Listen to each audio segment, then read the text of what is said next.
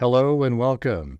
This is Grant Hughes of Grant Hughes Investigates on YouTube. This channel evaluates all aspects of true crime. As you are aware, videos and live streams in this genre often discuss elements of crime that may be disturbing to some viewers. If necessary, take the precautions needed to avoid these feelings. Factual information related to cases is the key to fostering rational true crime discussions. Fortunately, you will find that here. Please hit the like button only once, share the video, and subscribe if you like my content. Thank you very much for watching. Have you lost the last 3 brain cells, or do you just have cabbage for brains? Stupid is being nice. You're an absolute moron. This guy may be like the dumbest person on the face of the earth. Come on, man. What's wrong with you? There's mosquitoes the size of bald eagles in that dadgum swamp.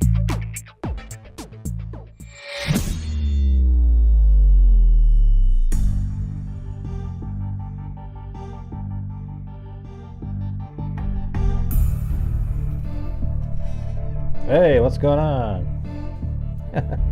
Looks like they're over there taking a nap. Way over there. I think that's live. Yeah.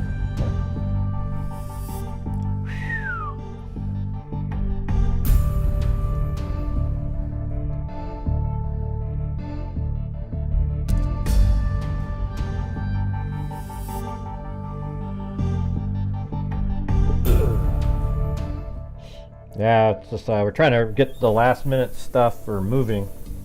Like tomorrow I've got to go get my dad's car. He's likely not going to be able to drive anymore. You know, he's like 88. So we're going to move the car over to this part, because they're in Washington. It's like a 30-40 minute drive. And now they're going to be right over here. It takes, 10 minutes to get there. So we're moving the car over here tomorrow, and then on Monday we have movers moving all their stuff out of the other facility that they were in into the new one that's over here. But currently my dad's in a rehabilitation facility, but we're still moving in on the 31st. Or yeah, the 31st. Yeah, it's pretty crazy, man. That's just like... And then my mom, whose memory is absolutely fading, like she just, hard to deal with now, just like really, calls and calls and calls, and like it's just not just me, but like anybody, because she doesn't remember stuff. So then it's like, she's going to be in there by herself first, but she can still manage it. She likes the new place, but it's just kind of like, okay, my dad's got to get there, out of the rehab and be able to be there with her so that they can sort of... it's really complicated shit, man. It just goes on and on. It's just so much stuff. My brother's doing most of it. He's a doctor, so he has the ability to, get a hold of different people, etc. Yeah, lots going on. Yeah, God, that video I made earlier hardly got any views. I figured that one would have got a lot of views. I thought it would be interesting for people, but people are lazy mentally in general. It's like if you put something out there and it's like it takes a little too much effort to listen and figure, then they just quit. I think that sucks. It's just amazing. It's people just get... If it's not just ooh, forget it. Hey, thanks, Karen.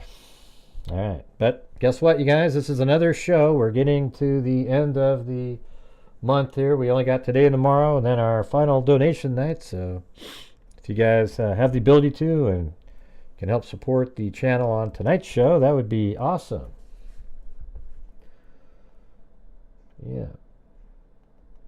We also got the buy me a coffees, we got the super chats, the channel memberships, etc. And this is going to be the place you want to be during anything related to the Kohberger trial, because we I'm just telling you, it's so weird because even in the video that I made today, you get these crazy people in there that think Ray is some legend that's came in to the rescue of a quadruple killer, and they just can't wait. They hope to God, they're so happy. They think that he absolutely destroyed the prosecution in some affidavit that he has, and it isn't. That's just his opinion. Have you ever noticed in this case that almost every single thing that Ann Taylor say and the Ray jackass, the stuff that they say always turns out to be, well, it's not quite what they were saying. You know, the judge is always going, oh, geez, he's, shaking his head. It's not really what they're saying. And by the way, I don't think Ray's testifying at trial. He's just here to try to poke holes in what the prosecution has and create problems. Because there's nothing he can testify to. He can't testify to where Brian Kohberger was between 2:53 and 4:20 or 4:48. Hey, thanks, Donna. Appreciate it.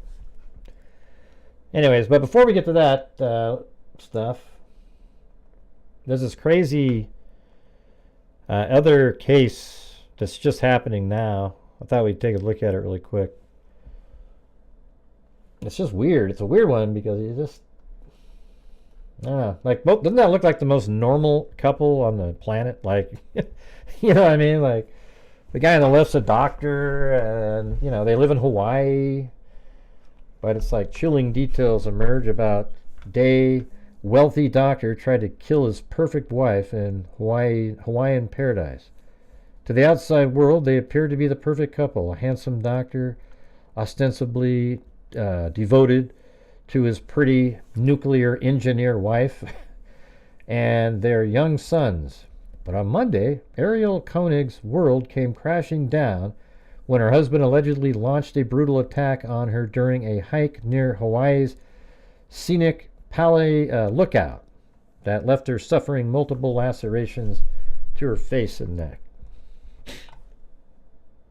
Hey, thank you. Let's see. Alley Cake. You gotta get the these wheel of names in here. Hopefully we get to the goal so we can do the spin.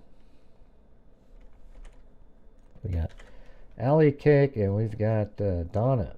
I mean, this is a really weird case to me. Just reading about it. I actually have the little 2-page probable arrest warrant too. So let's see. Prominent anesthesiologists. I mean, those are some of the highest paid doctors. Gerhardt Konig, 46, was arrested and charged with second-degree attempted murder. He is now locked up at the Oahu Community Correctional Center. And now DailyMail.com has exclusively learned that the vicious beating took place on Ariel's 36th birthday after the couple had flown into Honolulu early that morning for a day trip from their $1.5 million home. Apparently there's a $5 million bail on this guy too. Konig, a former doctor at University of Pittsburgh Medical Center, is alleged to have repeatedly struck his wife over the head with a rock 10 times before two female hikers intervened. I just did not see this coming, Christina Ferguson, 53, who has been working for the couple as a cleaner for the last 6 months. Nobody saw this coming. People are saying things like she probably had an affair. I was thinking that too, or it could be more like these, like he met somebody else. I didn't want to say the other case. This guy right here. Yeah, didn't want to say that. Yeah, so it could be something more like that. Like maybe he met somebody and was trying to take out his wife. I don't know. It's just absolutely crazy that this is happening. As far as just like what you know in the public, there doesn't seem to be any. Let's see. Let me see if I can find I have the arrest warrant right here. I'll just start on the page where there's information. Well, I guess I can show you the first page. It's right here. March 24th, this just happened. And then it says that your affiant is currently assigned to the Honolulu. Okay, forget that part. On March 24th, 2025, Officer Kevin Chun, hereinafter referred to as Officer Chun, was assigned to District 5 Uniform Patrol and responded to an incident of assault reported at Pali Lookout, specifically on the Pali Puka Trail in Honolulu, Hawaii. Upon arrival, Officer Chun made contact with the female caller, who was one of two witnesses to the event. Amanda, hereafter referred to as Amanda, and Sarah Bachbaum, these are the two people that were on the trail, had called 911 to report witnessing an assault between a male and a female on the Pali Puka Trail. Officer Chun spoke to the victim at the scene, later identified as Ariel Konig, who was verbally identified and appeared sober and coherent during the course of the investigation. Ariel stated she was on the Pali Puka Trail with her husband, later identified as Gerhardt Konig, hereinafter referred to as Gerhardt.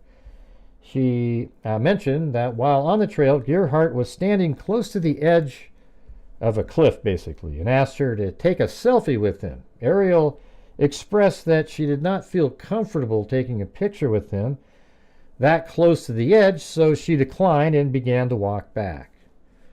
Ariel stated that Gerhardt then yelled at her to come back, and when she refused, okay, this is the part I didn't know before, he pushed her into the bushes. Okay, that's different.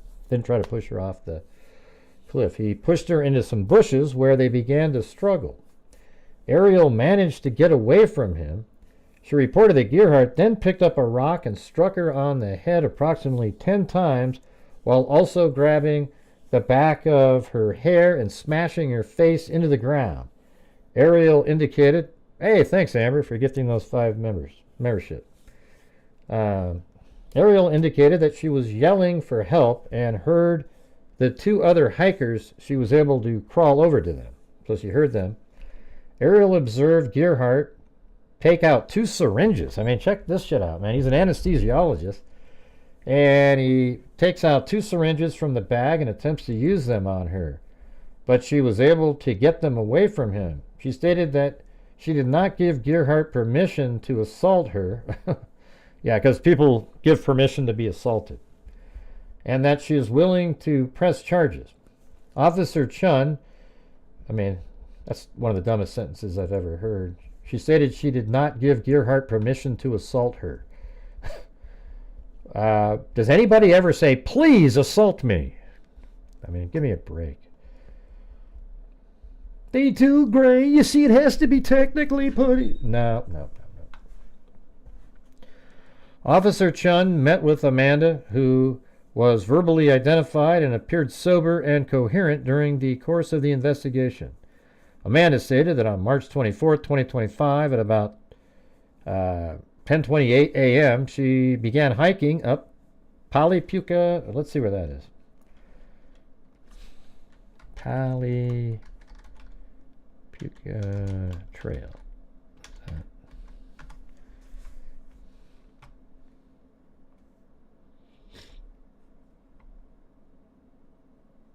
Wow, what case is this one? Wow, that's crazy. That's that one cold case we talked about recently. That was right there. That's crazy. That was Pali Golf Course. Remember that one? The lady rolled down the hill, and one of the 2. There was 2 victims, I think, and 1 escaped, if I remember that correctly. Let's see. Yeah. Well, there is a pin here. Oh yeah, I mean that's way up in the air over here, right? Oh jeez. Yeah, I don't think I'm walking anywhere near here. I mean, I know it's pretty and everything, but my God, are you kidding me? Jesus. You take one wrong step and you're out of here. All right.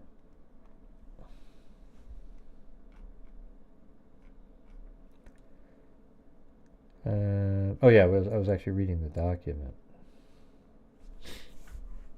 So Officer Chun met with Amanda, who was verbally identified and appeared sober and coherent during the course of the investigation. Amanda stated that on March 24th, 2025, at about 10:28 hours, she began hiking. Oh, this is Amanda's somebody else. She began hiking up, that's one of the witnesses, Palapuka. Approximately 5 to 10 minutes later, her hike, she heard a woman screaming, "Help me, help me," repeatedly, prompting her to run to the top as she thought someone was falling off the side of the mountain. When Amanda reached the top, she saw a girl lying on her back in the grass with a man on top of her, hitting her on the head. Amanda described that the man had a rock in his hand, and when he saw her, he stopped and got off the woman. Amanda recalled that the woman, later identified as Ariel, stated, "He's trying to kill me. He's hitting me in the head with a rock." I mean, doesn't that just seem almost ridiculously, like, accurate, kind of? Like, why not just say, "He's trying to kill me, he's trying to kill me"? Not, "He's trying to kill me, he's hitting me in the head with a rock." I mean, we can see that he's hitting you in the head with a rock. Concerned for her safety, Amanda stepped away while her friend Sarah called 911, all the while keeping an eye on Gerhardt and Ariel. According to Amanda, Ariel was able to move away from Gerhardt and towards her. Once Ariel reached her, Gerhardt moved up the trail towards Puka. Amanda related that Ariel did not pass out and was talking to them the entire time.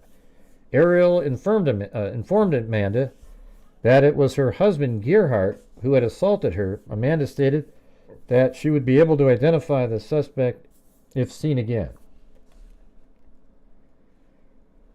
Now, Ariel sustained multiple large lacerations to her face and head as a result of the altercation. Emergency medical services, EMS, arrived shortly after the incident and transported Ariel to Queens Medical Center in serious but stable condition for further evaluation and treatment. On March 24, 2025, after speaking to Ariel and two witnesses, Officer Chun informed Police Dispatch to broadcast an all-points bulletin for Gerhardt, last seen wearing a light gray t-shirt, blue shorts, last seen going up the Palapuka Trail. On March 24, 2025, Detective Tracy Spacek arrived at Queens Medical Center to interview Ariel. Disclosed that her husband, Gerhardt, was the suspect who attempted to kill her by striking her on the head with a rock approximately 10 times. She also reported that he tried to inject her with a syringe containing some sort of liquid. Detective Spacek showed a current color photograph. That means he was doubly prepared. You know that? Like, he tried to get her near the edge so he could push her off, but that didn't work, so he had a backup plan. That makes it like double. He wasn't going to inject her with a syringe and push her, because then when her body was found, I don't know what he was going to do. And it might be something that's not traceable. Detective Spacek showed a current color photograph of Gerhardt, which Ariel positively identified as her husband, to all units in the area to assist in locating him. Detective Spacek requested assistance for SED to locate and arrest him, arrived at Pali Lookout to carry out a comprehensive ground and area search. On March 24, 2025, at 6:10 p.m., your affiant was making checks in the area and observed Gerhardt on foot walking down Nu'anu Pali Drive. Gerhardt was then placed under arrest for attempted murder in the second degree, documented under Honolulu Police Report number 25110958. The suspect verbally identified himself as Gerhardt Konig, and his identity was verified via police database. Isn't that weird that he goes on a vacation? Says the aforementioned facts and circumstances occurred entirely in the state of Hawaii. So it's wild. Like, they go on this vacation, then they come back, and I think it was her birthday, and for some reason he is going up there to kill her that night. But hey, guys, we're having one of those massive lulls in here again. So if you're out there and you're watching the channel and you have the ability to support the channel, which allows us to keep doing these shows, that would be fantastic. Yes, you guys, hit that like button too. It's pretty easy. You know, it's one of the easiest things to do in the world. You just use your nose, use your toes, whatever blows. You just hit the like button.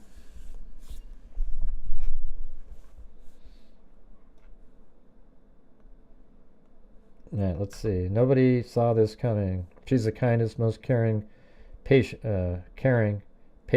generous, loving person. I mean, every perfect attribute you could think of for a person, and that's her. Yeah, you look psycho in this picture, you know.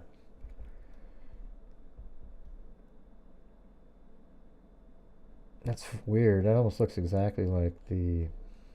Where are we in... Oh, I think we're at that. Like, we're right at that peak here. And we're kind of like... where, see that part of the hill right there? I think that's... I think that whole thing is this... That peak is right there. So we're closer to it. We're almost at the top. I think this might be what they're referring to. So they're a little bit further down over there. Oh, that's interesting. Isn't that cool, you guys? Yeah, let's see. Let me put terrain back in there. Yeah, I knew it was going to look totally different.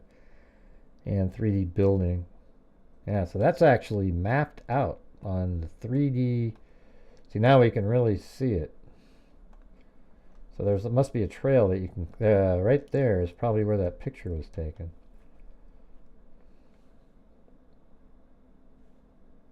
I guess nobody heard me.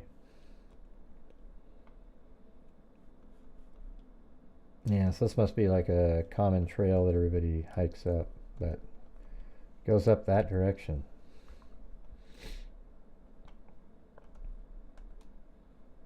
Yeah, that's wild. Look at that.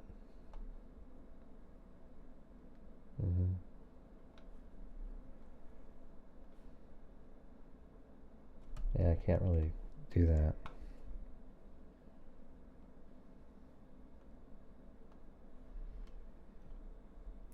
Let's see. The couple are originally from Pittsburgh and married on September 4th, 2018, according to a marriage certificate seen by Daily Mail.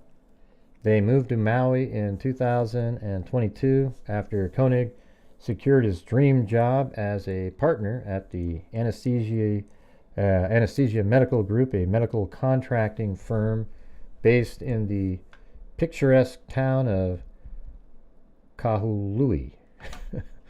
Initially, the move appeared to have paid off, with the couple moving into a spacious 5-bedroom home in a quiet cul-de-sac nested in the foothills of West Maui Mountains. Let's see.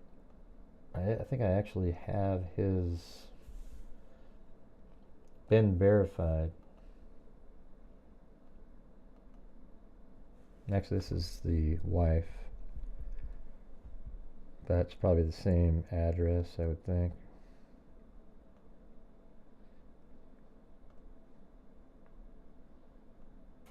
It says 2023. Hopefully that's the right one.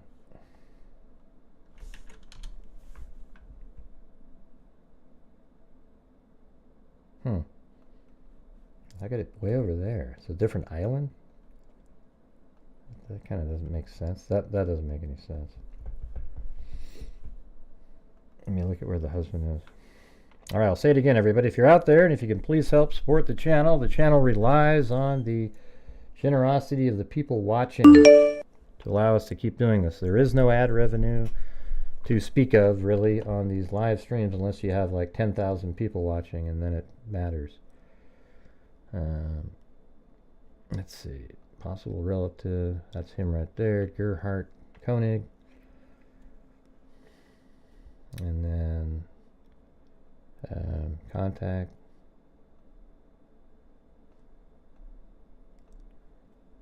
Address history. Okay, that one looks closer, but that doesn't look like a... Let's see.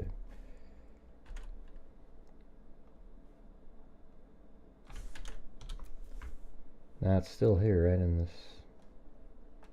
That's like an apartment. So I don't know if we have the updated address that they're in now.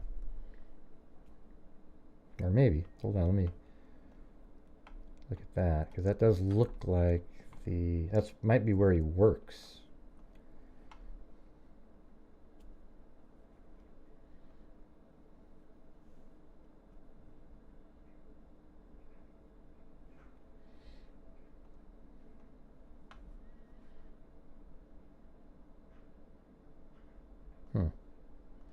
I don't know what that is.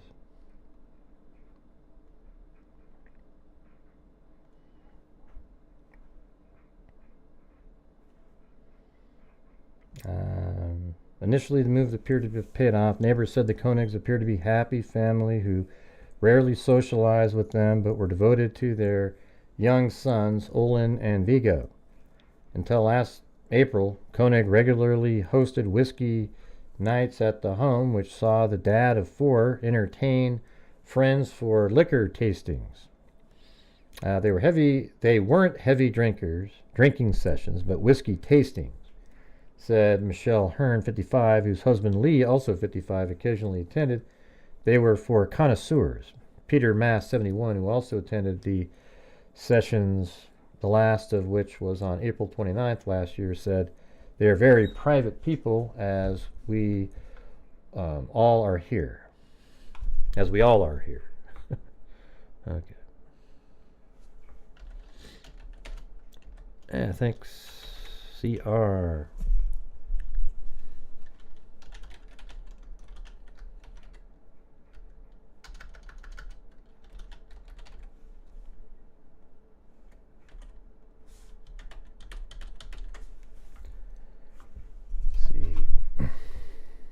Yeah, there's the same area.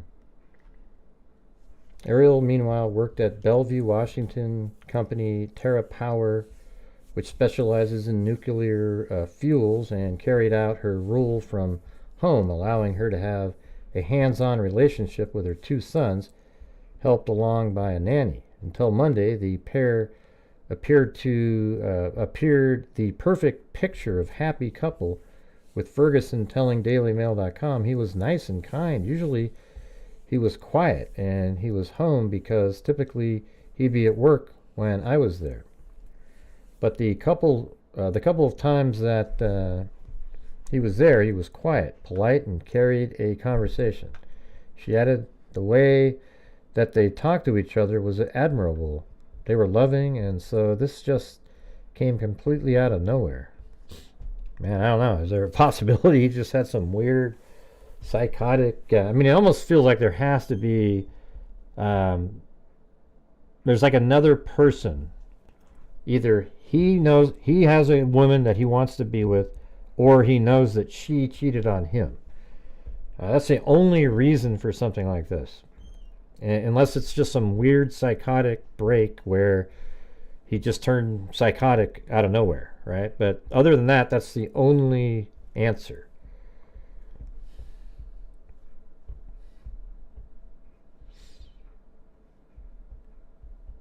Yeah, let's see. There was no domestic violence or anything. On the day of the attack, the couple had made the short 25-minute hop from Maui to Oahu to celebrate so they flew over there, leaving their sons behind in the care of their nanny. According to a statement of probable cause obtained by Daily Mail, cops were called to the Scenic Pali lookout at approximately 10:38 a.m. by a pair of horrified female hikers. Yeah, we already heard that. Don't they just look totally normal? I mean, I have to admit, like, it just... that part's strange. So this must be the house. The two moved to Maui in 2022, settling into a spacious 5-bedroom, $1.5 million home.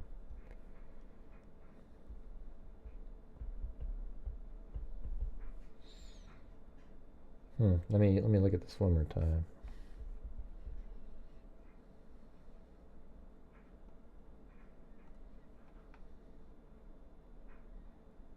Yeah, so there's nothing from Maui in there.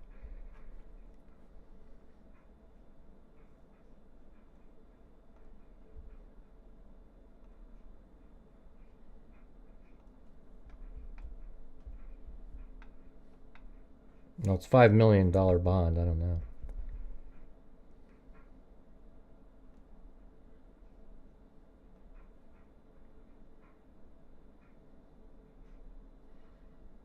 Yeah, there's so that's not even, it's not registered yet in here.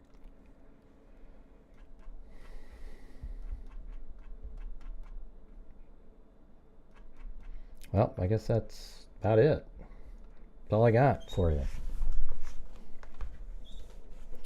So I guess this is another one of those nights, right? Man, another struggle right out of the gate because we didn't talk about the one popular case. Yeah, I think it's going to be that there's another woman or somebody involved. Like there's somebody. I doubt it's because there's a guy. You likely probably would have gone after the guy, not her. Or maybe, I don't know, women usually go against the competitor. I don't know. Just doesn't. Sounds like they were just, in her mind, it was just her birthday and they were out there. So it almost feels like he met somebody and he wanted to remove her from the picture. Kind of like a Chris Watts. Unfortunately. Kind of similar. And he even had a backup plan. You know, he had syringes, and then he was going to shove her off the side of a cliff first. You know, so then all of a sudden that didn't work, so then he shoved her into the bushes and was going to inject her with a syringe, and it was probably whatever was in the syringe was going to knock her out immediately, like propofol, something like that. Then he was going to maybe strangle her to death, and then just leave her there, and eventually she might be found. I don't know how he was going to play that off. You know, he might have then waited until there was an opening and then tossed her off. Like he was going to hit her in the head with a rock. So, okay, here's what his plan was. He was going to shove her off the cliff, but she didn't do that. So he shoved her into the bushes. He was going to inject her, like hit her over the head with the rock, inject her with propofol, and then throw her off the cliff. And then the head wounds would seem like natural impacts from falling off the cliff. That's what he was going to do. That was his backup plan. If I have to control her, I'm going to inject her with this, and then I'm going to throw her off the cliff, and then the impact will look like the same damage that I created. Doesn't that make sense? I don't know who you're talking about, Jay. What a weird question. The place where he showed her isn't high at all. He showed her? He shoved her? Oh. No, it's kind of low down by the... Yeah, but who is that? Who is that, Jay? Jesus. Is there something wrong with you, man? Let's see. Sort of, it's weird to show up and go, hey, where's so-and-so? It's like, what?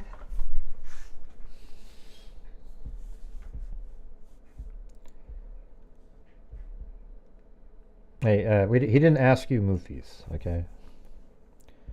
Is she the second wife?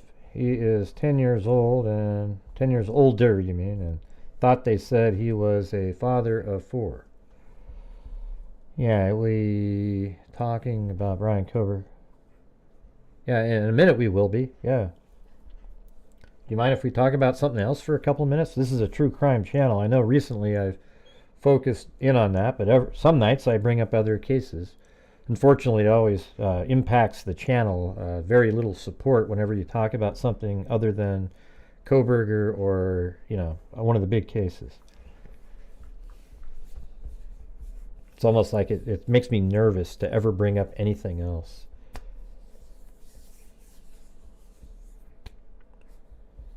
Yeah, it's hard to know. It's hard to know. Thanks, CR.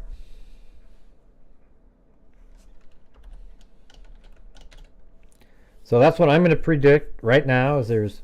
I think there's going to be another woman on his part. Okay? Or, you know, another significant other. Who knows? Maybe he rides the other side of the fence sometimes. I don't think it's more interesting, Karen.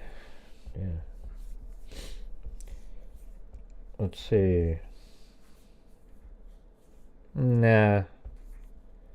And now we got, okay, I'm going to remove some people. I always can tell when the trolls show up, you know.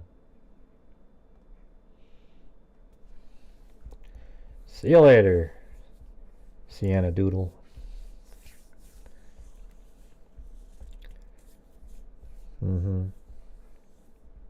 Yeah, obviously he was having an affair with somebody else.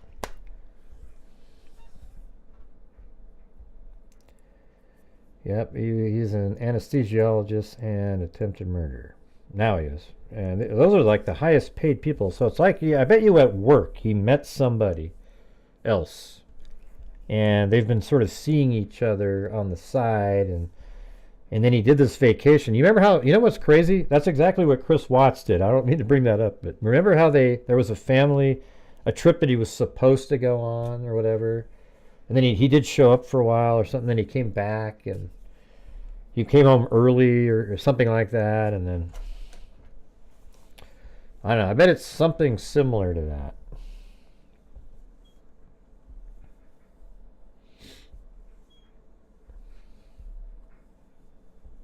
Yeah, yeah. And by the way, yeah, Moofies, you don't have to say, apologize. I was the one responding, so I don't need you to respond too. All right, that's what I'm telling you. Okay, because when you do that, it sort of contradicts what I just said. Okay, I think it's really strange when somebody comes in as if that person they referred to is somebody that's here all the time and is a big part of the, you know, it was a bizarre question for them to ask. Yeah, you just got gifted a membership, Barb. Hopefully you're not one of the trolls out there. The trolls actually come over here and make themselves available for gifting to steal gifted memberships to people who can't afford it.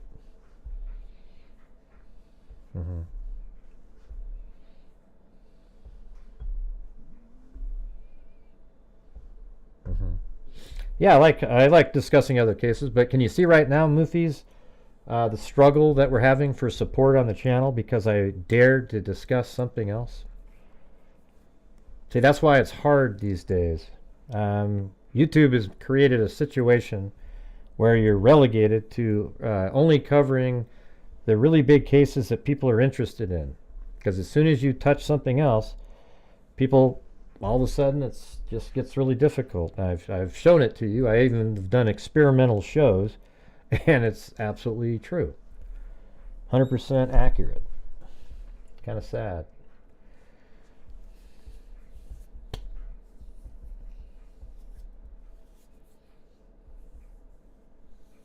Yeah, exactly. So that's what I'm saying.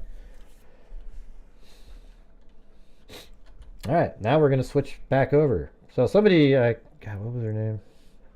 Somebody in one of the comments asked me to, ask ChatGPT, like, what would the defense do given that information? Okay, so we'll check to see what that says. All right. So it has the same information. I think it's this one right here, and I already asked it at the bottom. So let me scroll up a little bit. Okay, so it's right here. Is it right there? How would the defense counter the facts? All right, so here we go.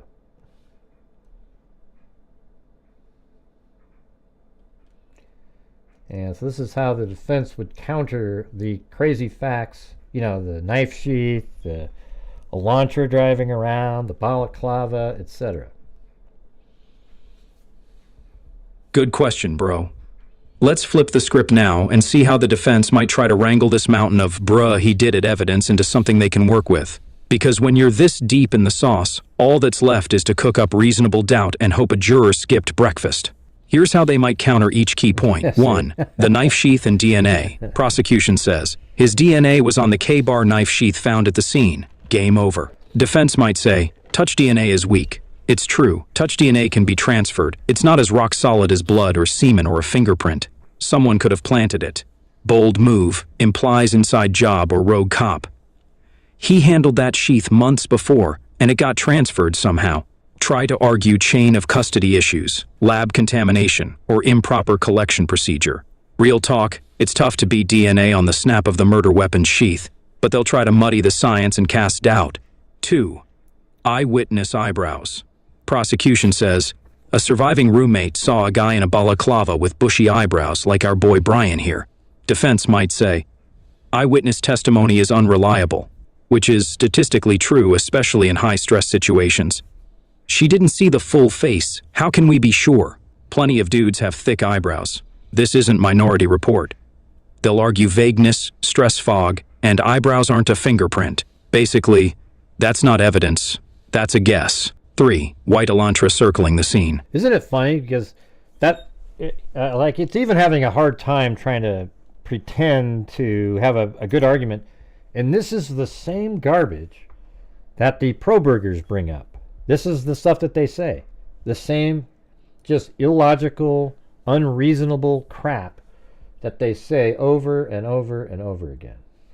Prosecution says, his white Elantra with no front plate was seen on camera circling the murder scene repeatedly. Defense might say, there are thousands of white Elantras. No license plate equal to no proof. There's thousands of white Elantras. See, that's exactly what they always say, is if there's thousands of white Elantras in Moscow, Idaho, driving around at 3:30 in the morning, and of a 2000, I think it's 15 to 16 model, missing a front license plate. Proof it was his. He was out driving to clear his head. No, really. That's a classic defense go-to. There's no footage showing him exiting the vehicle or being at the H house. They'll try to separate Brian from the car, even though everyone knows he owns it. 4. The route and surveillance timeline. Prosecution says he was doing laps around the house like it was haunted, then sped away at the exact time of the murders. Defense might say he was lost, new to the area, maybe he got turned around. The timing is unfortunate, but coincidence isn't evidence. Just driving weird doesn't make you a killer. It's all about creating an innocent explanation for behavior that looks criminal. 5. The phone going dark. Prosecution says his phone went dark before the murders and came back on after. Defense might say he turned it off to disconnect from tech. Maybe he was sleeping or wanted privacy. The prosecution is assuming intent without proof. Maybe it died and auto-booted back up. They'll spin it like a lifestyle choice instead of a calculated digital disappearance. 6. Changing the license plates. Prosecution says he changed from no front plate to front back Washington plates after the murders.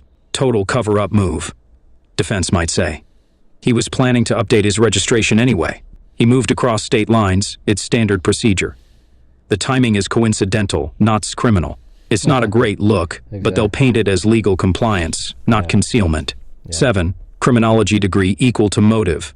Prosecution says he studied crime. He was obsessed with serial killers. He wanted to commit the perfect murder. Defense might say he studied it because he wanted to understand it, not commit it. Thousands of students research killers. That doesn't make them one. This is character assassination, not evidence. They'll try to keep the jury focused on what he did, not who he is. Defense strategy in summary. Challenge the science, touch DNA, tech reliability. Downplay the visuals, car and footage don't prove he entered the house. Discredit the eyewitness. Create innocent explanations for suspicious behavior. Frame the narrative. Prosecution built a circumstantial puzzle and is forcing Brian's face into it. They don't need to prove innocence. They just need one juror to go, maybe. Want me to write the mock opening statement or closing argument the defense would use with this angle? I can make it courtroom ready, sarcastic roast rebuttal or serious tone. Just say the word. I said, yeah, do a sarcastic roast rebuttal. So that would be like the other, reverse of it. All right, let's see. Oh, hell yeah, bro. Welcome to the Defense Roast Rebuttal, where we spin the wildest pile of self-snitching into a tragic case of misunderstanding, coincidence, and eyebrow discrimination. This isn't your polished See, the funny thing is when you listen to it, it sounds ridiculous. Courtroom drama. This is full-on defense attorney having a breakdown with a side of, are you kidding me? Sarcasm. Defense Roast Rebuttal. What even is evidence? Really? Defense attorney stands, sighs dramatically, straightens tie with visible regret. Your Honor. Members of the jury, let me just say, wow. The prosecution really came out here with a true crime PowerPoint and tried to make my client look like the Zodiac Killer, the BTK, and the Amazon Prime version of Dexter, all rolled into one. But let's break down the evidence, shall we? The knife sheath. Okay, sure, there was a K-bar knife sheath found at the scene. And yes, my client's DNA was on it. On the snap, no less. Right there on the one part you'd touch every single time you used it. Totally suspicious, right? Or maybe, just maybe, someone else used a sheath he touched months ago. You ever share camping gear, bro? Happens all the time. That's so stupid. People love swapping K-bar sheaths like Pokemon cards. That's just being sort of facetious. Hey, thanks, Kim, not your cup of tea. Very cool, thank you. That helped out dramatically. There it is. I turned it on just in time to get some of it.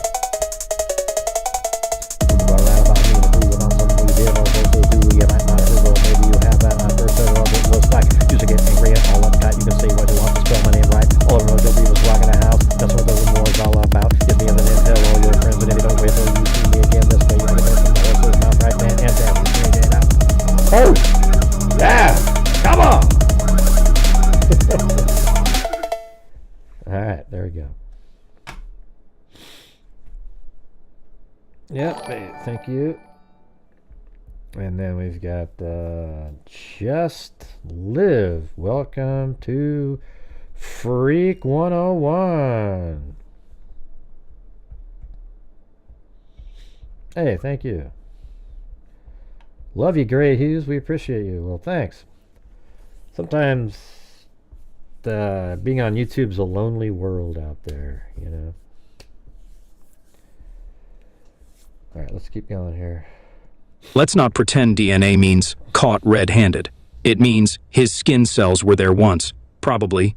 Maybe. Who knows? Eyebrows, the felony feature. Now we're convicting people based on eyebrows? Eyebrows, Your Honor. The survivor didn't see a face, didn't see eyes, didn't see a jawline. She saw eyebrows in the dark, during a life-threatening situation. You know who else has bushy eyebrows? Eugene Levy. Are we going to call him to the stand? This isn't evidence. This is facial profiling, and frankly, it's brow shaming. The white brow shaming. Let's see. I know who that is. I think he was in, like, Mermaid or that yeah, that guy. That's right. Yeah.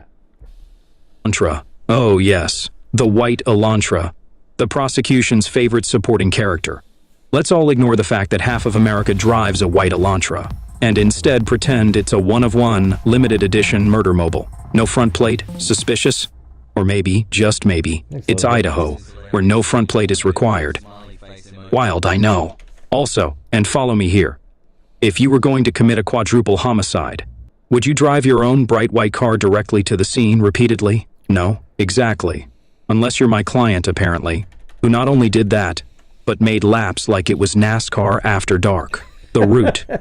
The man did circles around the neighborhood. Hey, and you know what? So do Uber drivers, dog walkers, Uber. lost grad students, paranormal investigators.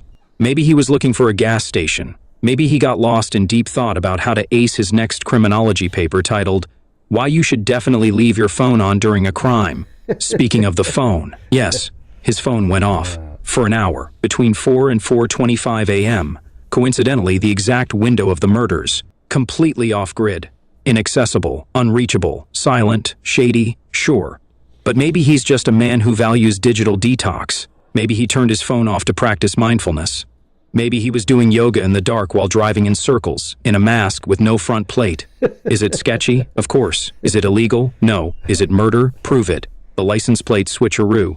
Yes, he changed his plates a couple weeks later. But again, and I can't believe I have to say this, changing your license plates to meet Washington state requirements is not an admission of guilt. It's registration, not a cover-up. He's not breaking into Langley, he's updating his tabs. You ever move states and update your plates? Welcome to the suspect list, buddy. His criminology degree. Ah, yes, the final nail in the coffin. He studied crime, therefore he must have done one. Really? That's where we're at? That's like saying the guy at AutoZone is automatically a car thief, or a history major is probably out reenacting the Civil War with live ammunition. If anything, it proves he's smart enough to not do everything wrong, and yet somehow, he did. And that's the problem. The prosecution is showing you too much. Too many coincidences. Too much perfect evidence. Too clean of a timeline. It's like they wrote a Netflix script and cast my client as the villain before the auditions even started. So, what's really going on here? Is there evidence? Yes. Is it airtight? No. Is there reasonable doubt? More than a little. You've got a sketchy car but no footage of who was inside. A knife sheath but only touch DNA. A phone blackout but no proof of where he went. Eyebrows, literal eyebrows, used as identification. And a guy who studied criminal behavior, but is now accused of committing the most textbook, sloppiest version of it. That's not a killer. That's a man being framed by his own bad luck, bad timing, and bad genetics above the eyes. Closing line. So if you believe DNA is always guilty, if you believe eyewitnesses are always accurate, if you believe coincidence equals conspiracy, then by all means, throw the book at him. But if you believe that truth is messy, that evidence can be misleading, and that eyebrows alone should not determine a man's fate, you'll know what to do. Thank you. Drops mic, but legally and respectfully. Yeah, it's a sarcastic. Well, if you haven't been watching the show for the last couple of days, music lover, it's hard to explain to you. Okay, or not you. Who said that? Who said who is this guy? Your comment moved up. I don't know where that went. Oh yeah, Paul Stanley. If you weren't watching the last 2 days, then you're just out of luck, man. Sorry. Let's see. Hey, there should be clear daytime surveillance of his car when he went back to the house. Well, he didn't go back to the house at 9 a.m. He drove by somewhere. And maybe there is footage. He just drove by somewhere. Yeah, it's just, we're just using ChatGPT to, like, man. I did a whole video today on what we talked about yesterday, and it really kind of explains it. It's hard to sort of tell you. I uploaded a document yesterday, and then I debated with ChatGPT, and then eventually they were like, "Oh crap, man, this guy's guilty as hell." So then I said, then we did bro mode where he did the sarcastic thing, and then I said, well, now do one from the defense side. So that's what he just came up with, and it was ridiculous. And it knows that it was ridiculous. It was just trying to be funny.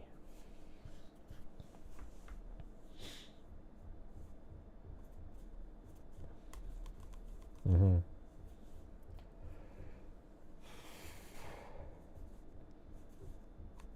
Yeah, it's just ridiculous.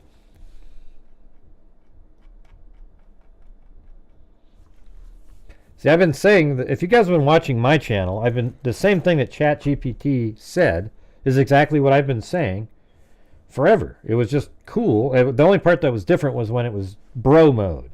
And even though that was similar to when I did the Brian Kohberger is the most unlucky person in the world, and I go through the same exact things, and I mean, I guess we could ask more. Let me see what it would say if I said, how would the calculus, how would the logic change if there were 2 other sources of male DNA found in the house, a house that had lots of parties over the years.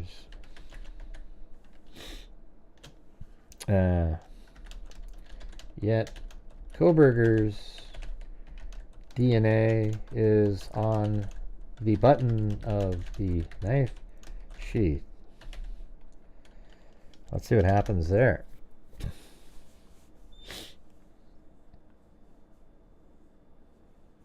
Yeah, see, this is defense crap. All right, so here we go. Oh yeah, bro. Yeah, exactly. This is exactly what they're going to do. It's crazy. Oh, that's from the defense point of view. Okay. All right, let's see what it says. Oh yes, bro, now you're bringing in some spicy defense-level nuance. And this is where the logic starts to wobble for the prosecution, even if just a little. Let's break it down. New fact introduced. There are 2 other sources of male DNA found in the house. And not just on random party cups or Xbox controllers, we're talking about unidentified male DNA, found after a quadruple homicide. Right, but So let's walk through how this changes the logic. Prosecution versus defense style. Prosecution's stance before.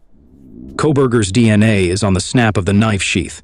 That sheath was inches from a victim. Thanks, That's Delphi. the only male DNA they highlight. Therefore, Kohberger equal to killer. Defense's new logical angle. Now with bonus DNA. So there were 3 guys' DNA in the house? Defense be like, oh, now we're talking. Suddenly this wasn't a crime scene with one mystery man. This was a frat party with a body count. If the house was known for parties and lots of people came through, friends, boyfriends, hookups, neighbors, then finding male DNA isn't suspicious. It's expected. right. So why only zero in on Kohberger's? What if the other DNA was closer to victims? What if those 2 males haven't been identified? What if they didn't even compare them to known Because acquaintances? you're zeroing in on Kohberger because he let's see. Kohberger has no known association to the house. The 2 samples of DNA were found in common areas of the house, like the handrail for the stairs going downstairs, where Kohberger, well, I'm not going to put that downstairs. Kind of interrupt it in the middle of it.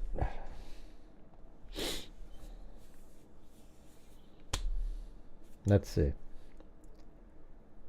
Because as soon as it says something that's contradictory, I got to jump in with the rebuttal.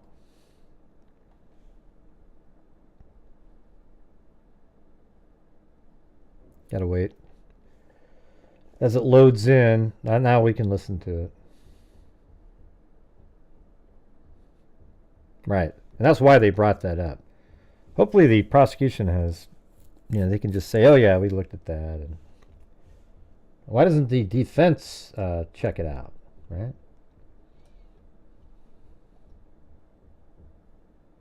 Woo, okay, now we're cooking with serious legal kerosene, bro.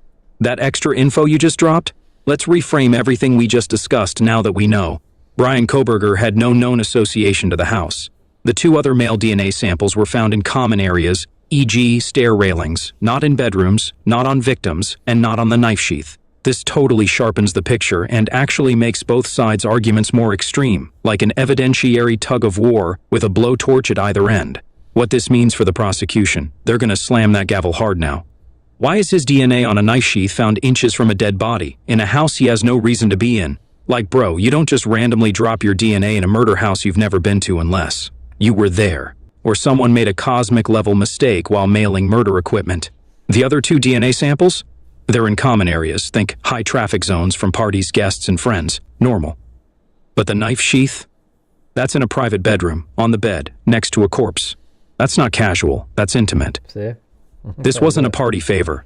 This was the sheath for the murder weapon, and Kohberger's DNA is on the snap. What this means for the defense. Their margin shrinks, but they still have tools. Now it's all about spinning what touch DNA actually is and weaponizing reasonable doubt. They'll say, yes, 2 other male DNA samples were found. No one's talking about them. Why not? The house was known for parties. People came and went. Brian had no known connection, so how do you explain his DNA on the sheath? Maybe it was transferred. Maybe it was planted. Maybe it was a coincidence. But this strategy only works if they can muddy the science, discredit the investigation's thoroughness, or suggest the possibility of contamination, mishandling, or framing. Problem: the location of the DNA is the issue. Common area DNA equal to explainable. Knife sheath DNA equal to you were up close and personal. So the defense has to create a narrative where the DNA got there without him being there, or someone planted it, which requires a huge conspiracy theory that jurors might not buy, or it was mistakenly collected or misattributed, aka lab error, or cross-contamination. So how does the logic shift now? For the prosecution, it sharpens their case. They get to say, other male DNA? Sure, it's a party house. But Kohberger's DNA is where only the killer would have been, and he had no reason to ever be in that room or that house. That gives them the perfect combo of forensic specificity, lack of alternative explanation, and no known connection to the house or victims. It's not just that his DNA is there, it's where it is. For the defense, it makes the job harder, but not impossible. They now have to go all in on one of these strategies. 1. Attack the science. Touch DNA is not reliable. You can transfer DNA through a handshake, a borrowed item, even dust in a police lab. 2. Suggest contamination or lab error. Police and crime labs have a history of cross-contamination. If his DNA is so specific, why didn't they find it anywhere else? 3. Create a frame job theory. Someone planted the sheath, someone with a vendetta, someone with access. Yeah, put it in the Why super only chat, that one Jesse. item? Why not fingerprints? Why not more DNA in the room? 4. Use the unknown DNA to fuel doubt. If the state can't identify who else was in the house, how can they be sure who used the sheath? Bottom line, Kohberger having no known association to the house makes his DNA on the sheath devastating for the defense, unless they can convincingly argue. He never touched the sheath. The sheath wasn't his. The DNA was moved or planted, or the crime lab blew it. Because otherwise, you've got a dude with no connection to the house, whose DNA is on the one object only the killer would have touched, left right next to a victim's body, and that's not a great look in any courtroom. A K-bar knife and sheath in March of 2022.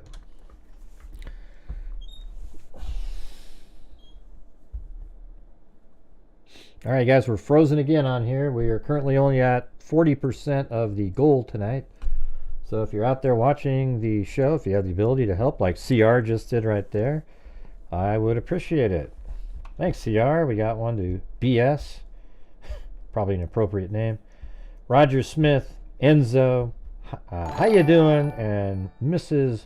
Kamori. All right, let's do it. So now I'm reminding it of something that it forgot. Let's see what it says now.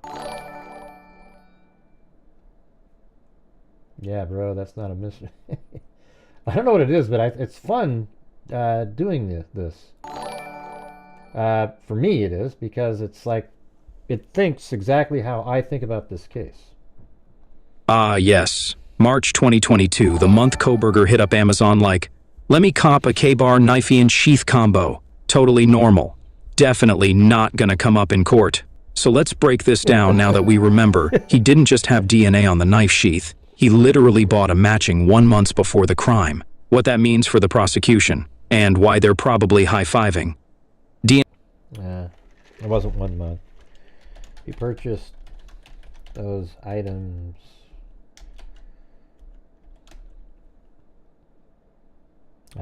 8 months, not 1 month, for the crime.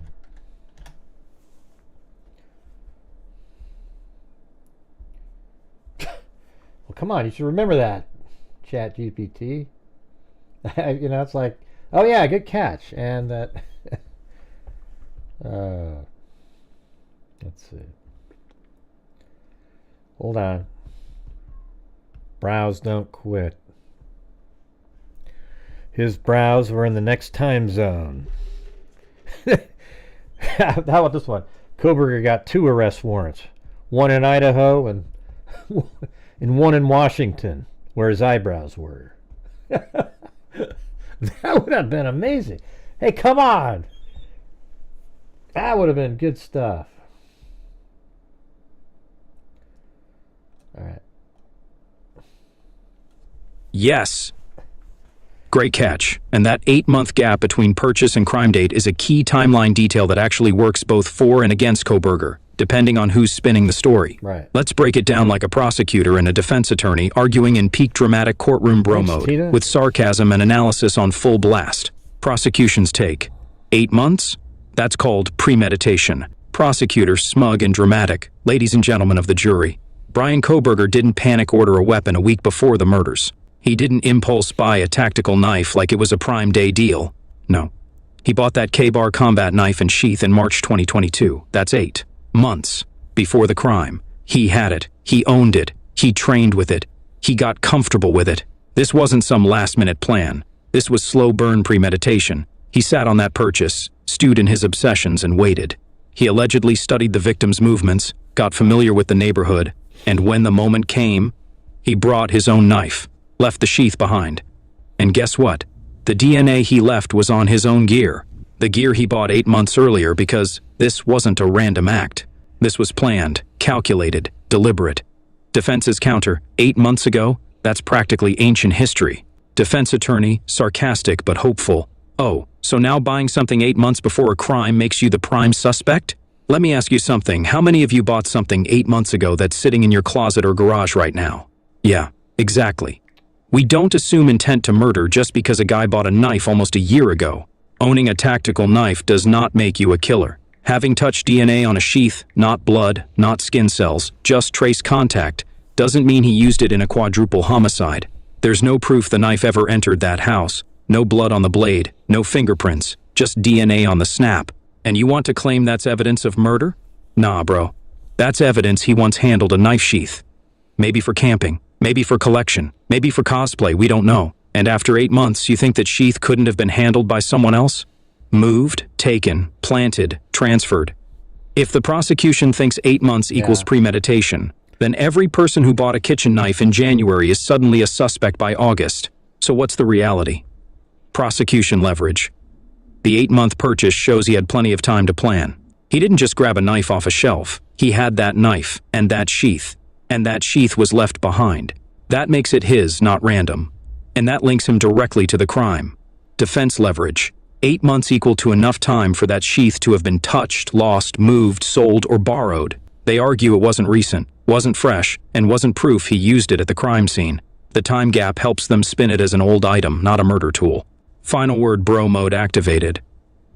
So yeah, 8 months isn't just a number. To the prosecution, it screams premeditation. To the defense, it screams irrelevance. But here's the real tea. If you own a murder weapon 8 months before a crime, leave the matching sheath at the scene, and your DNA is on the snap. It doesn't really matter when you bought it. You're now the proud owner of a one-way trip to Trialville. There you go. See what I'm saying, you guys? I mean, that's the logic that we use. You know, the actual intelligent portion of YouTube. You know, the people that use common sense, reason, etc. Now, if I typed in right now that also, don't forget that he also drives a white Elantra that was seen driving around the neighborhood, missing a front license plate. And Kohberger's vehicle misses a front license plate, they would immediately, I mean, it would make it even worse again. It's, you know.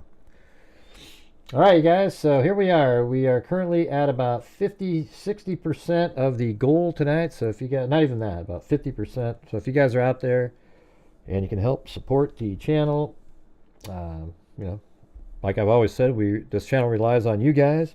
We have the donation night coming up this month. I'm trying to have one of those months where we can donate the amounts that we used to do, maybe make up for a little bit of the first month where it was like $1,500, which is like literally the worst donation night we've had in 5 years. So, you know, hopefully this month can be better. Let's see.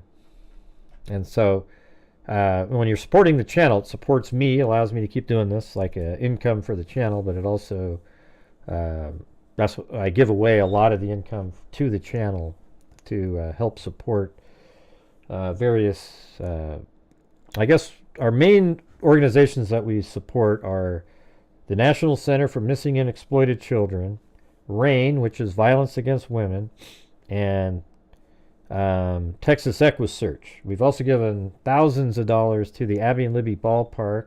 We have a DNA fund that we've put over $100,000 into. And we also have and that's for use by Identifiers International with Dr. Colleen Fitzpatrick.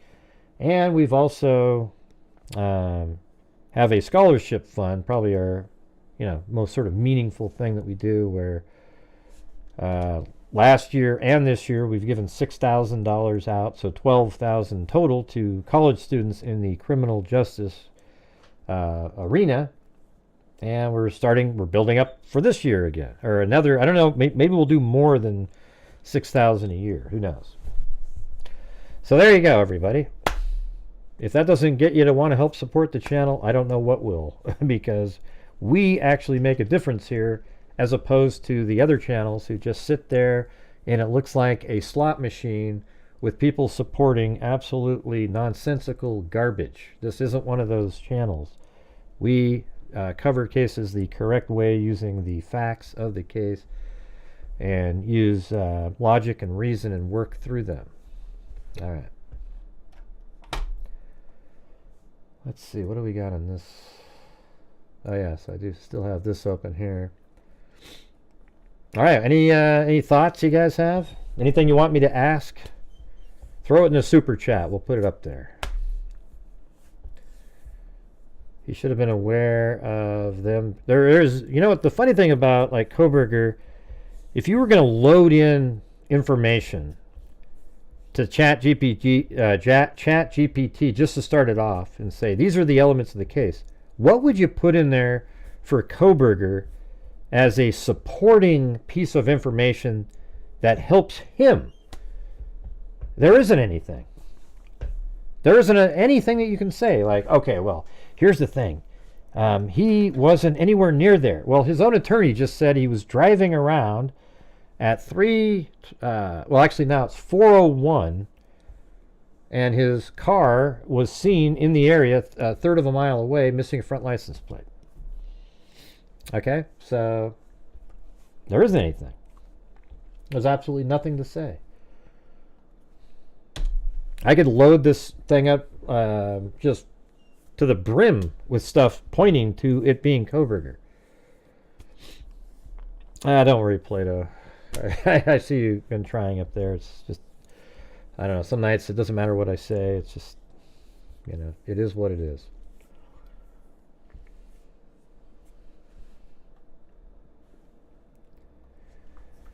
Let's see.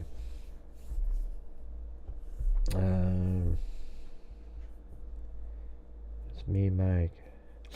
So far, the police haven't said if he connected to any other murders. Yeah, we don't know if he is or not. No, you can't, though. You can't jump up to the third floor. It's weird how everybody says that. It's like, it's just, and who cares, you know? What do you use, a grappling hook? They won't read that, Plato. Do you notice how my public service announcement I just made had absolutely zero effect? Not one element of support. So that's when you know it's going to be one of those rough nights. Let's see. Yeah, so if you go back up here a little bit, maybe right here. Yeah, you can't just jump up there. It's a really steep hill there. I think this thing that seems most likely is it parked right around there and just walked down a really short hill and then around onto the patio and into the sliding glass door.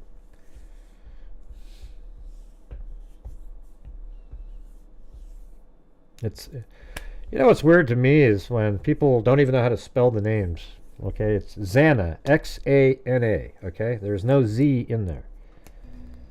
I quit reading as soon as I see that. It's kind of bizarre after all this time. Hey, thanks, Alley Cake. Appreciate it.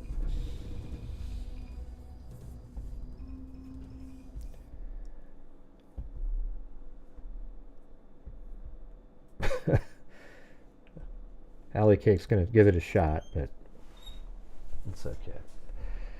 Anyways, I've been working on I finally got completed with part 3's raw data portion. And maybe I'll open that up. Where I've got the entire, and we're not watching the game, Timothy. Have you noticed that? So now that you say that, people are going to go leave and go watch it. What does it got to do with Duke?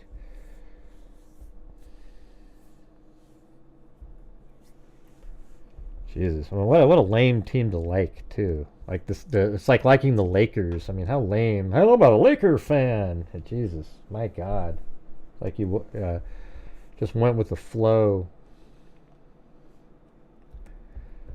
All right, let's see. Thanks, Plato. Yeah, go watch it, ball bongs.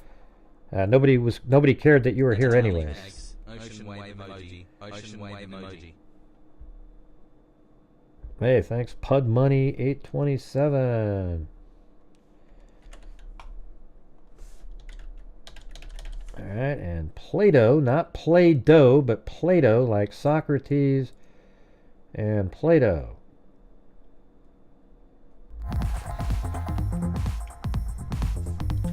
Oh, and CR again. Thanks, CR. You really helped out a lot tonight. Appreciate it. Ocean wave emoji. Ocean wave emoji. Ocean wave emoji. Ocean wave emoji. All right, I'll show you what the third pass is. Pretty crazy.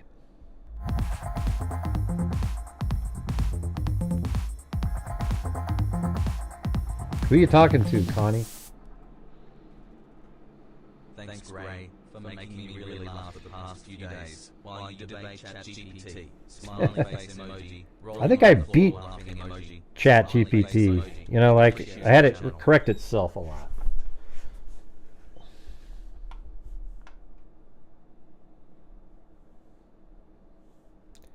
Sister was attending WSU when the murders happened.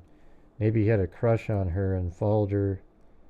What is that even? What are you talking about, Kay? Did you get a free membership here? My God. Jesus. Wake up, everybody. What do you mean it was in Oregon? What do you think that she say have to do with Oregon? What state did this happen in? Okay, okay. I have a feeling he might have something to do with the... Okay. Yeah, we went over those other cases a long time ago. Law enforcement said that they aren't connected. Okay? They've already said that. So I guess you guys can keep talking about it over and over and over and over and over again. All right, so here is the third pass. I'll just play it really like as fast as I can on here. This is what it does. Watch. It does stop, but I don't have it stopped, so I have to pause the video like it stopped. But this is what it does, basically.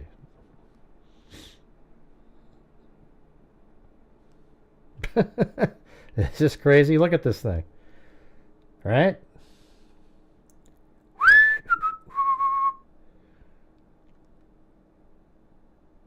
And then it keeps doing this crazy thing. I mean, it takes forever. Look at it.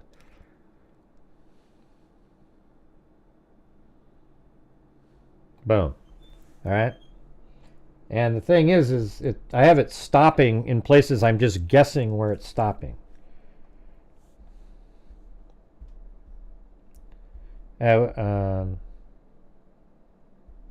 not interested, BS. I've already listened to it. The only part that matters on the Linda Lane camera is from 3:30 till 4:20. All the stuff prior to that is meaningless regarding the 1122 King Road address. I don't know why people waste their time listening to stuff that's happening at 2:30 or 1:45. It's almost laughable and embarrassing to me that people do that. And the reason I say that is because Dylan Mortensen was awake. Xana was awake. She was ordering DoorDash. There was no murdering happening while she's ordering DoorDash. She was using TikTok. You know, I'm not listening to it. BS. It's not interesting. I come here to remind reasonable people exist that follow the case. Well, it's become more of a rare thing, believe it or not. Kind of scary. Right. So Xana is awake. See, here's what I try to do is use common sense. So the things that people go, ooh, I want to know, I go, ooh, they just get so worked up and they need to have the answer. Like, why didn't Dylan call 911? Oh my God, why didn't they call 911 earlier? Why didn't they do it? Why didn't they do it? And then you just say to them, do you believe that they are part of the murder, that they have knowledge? And they go, no, I'm just wondering. Well, then why wonder anymore? Who cares? They're not you. They didn't act the way you think you would have. So it has nothing to do with it. But I don't understand it. I just need it. Well, how come you need to know the answer to that question if you don't think they're involved? Because we're talking about the murder of these 4 college students. And if they're not involved, why does it matter why somebody didn't call 911 when you think they should have called 911? And they just can't let it go. They just keep talking about it daily. And it gets to a point where you're sort of stuck in analysis paralysis because you have to know the answer to something that you do not need to know the answer to because you've already determined that they're not part of it. Hey, good night, Karen. Thank you.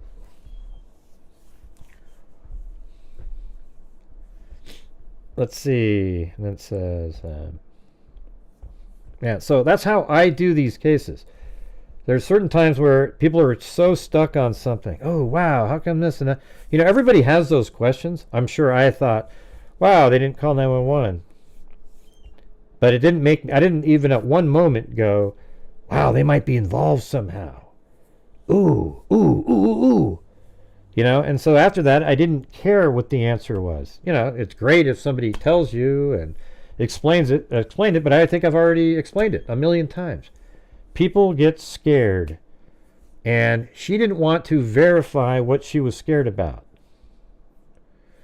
All right? We can get the puppies on there. She didn't want to verify what she was scared about, so she never went and opened the door, because think how freaky that would be. There's Clancy eating something. I think Benny must be up in the front there.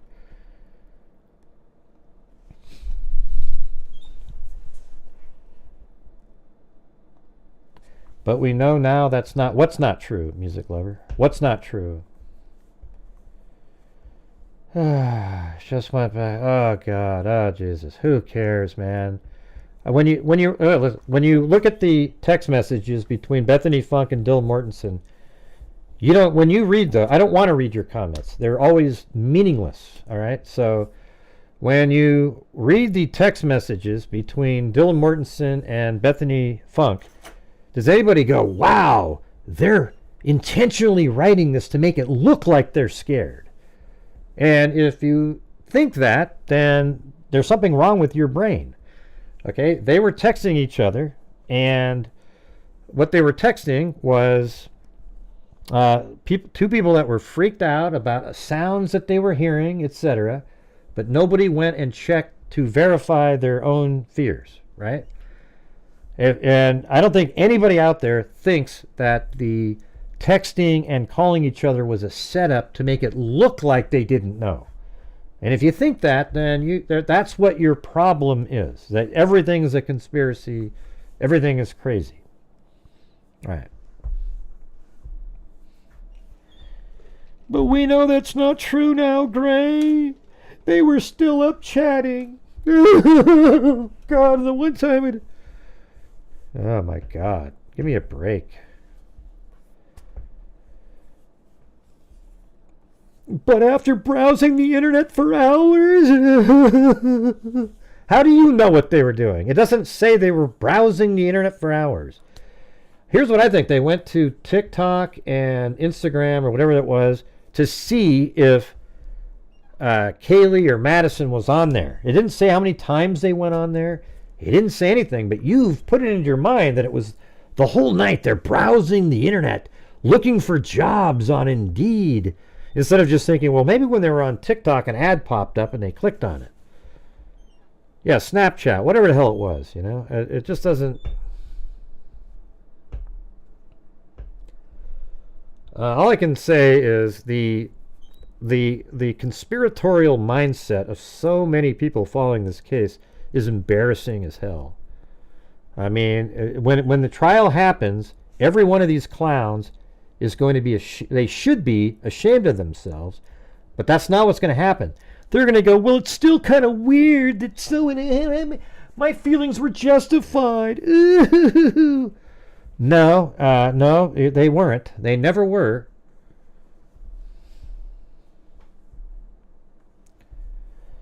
Let's see.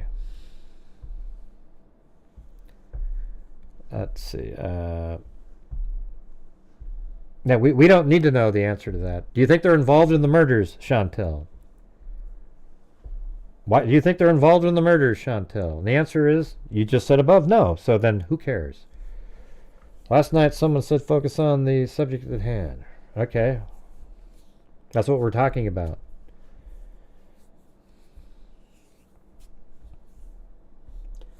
All right, where are we at now? We are still 50 short of reaching the goal. So if we get 10 more memberships, I will donate 5 more memberships. Apparently, they're all free. All 100 memberships I've given out this month are all free, according to the nut job that typed in last night. Well, you are wrong, Chantel. I'm going to tell you guys, when the trial happens, the mountain of evidence that we haven't heard of is going to come out. Oh, man.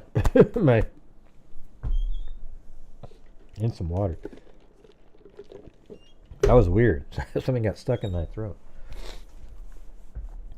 When the mountain of evidence comes out, it's just going to be so devastating. But the idiot Kohbergers that every day they sit around and believe in some of the craziest stuff you've ever heard, you're just going to be absolutely embarrassed of yourself.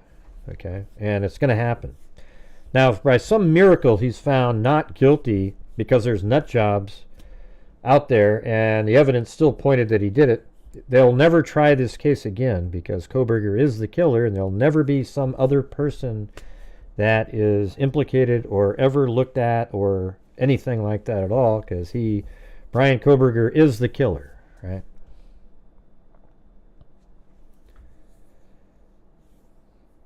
Yeah, we do chat with each other during the live. Crafted evidence. Who the hell are you? Jesus. Yeah, what we don't do is when people intentionally come in and talk about stuff completely unrelated. Yeah, people are always talking about stuff that their family things, etc., that other friends in here have talked about. But if you're going to come in and go, hey, man, there was this really cool bird that flew, like where, well, nobody's been talking about that. They could have been trying to get in touch with roommates on those apps. All right, who's going to be the first to start off? The 10 membership wave. And then I'll do 5, and then I'll be 15 total. Do not know why he was trying to go to Costco. He never made it inside. He got kicked out. Maybe he went to Costco to buy the same stuff he went to Albertsons to buy. But he got kicked out of Costco. Perhaps he never would have went to Albertsons had he got into Costco. Do you ever think of that? We don't know what he bought at Albertsons because that information's never been put out there. Perhaps he bought a Slim Jim and a RC Pepsi. Or an RC drink. Hey, look at that. Buckshot did 5, and then Suzef. All right, hold on. I'm putting you guys into the spin, too.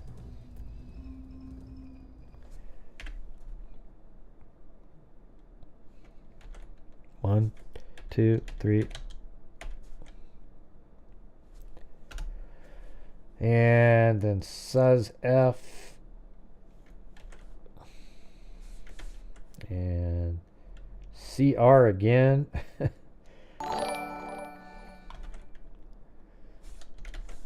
Thanks, CR. So here we got Buckshot, Suz F, Suz is F, and CR.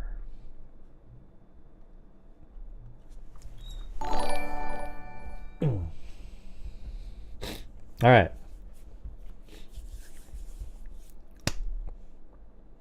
Anybody have a question that we can throw in there for Chat GPT based on all the stuff that we've been talking about in here? You could just say anything. Ask a question, I'll type it in. Put it in a super chat, though. Hey, Betsy by the sea. All right. There's 8. That's 8 right there. 1, 2, 5, 6, 7, 8. 2 more.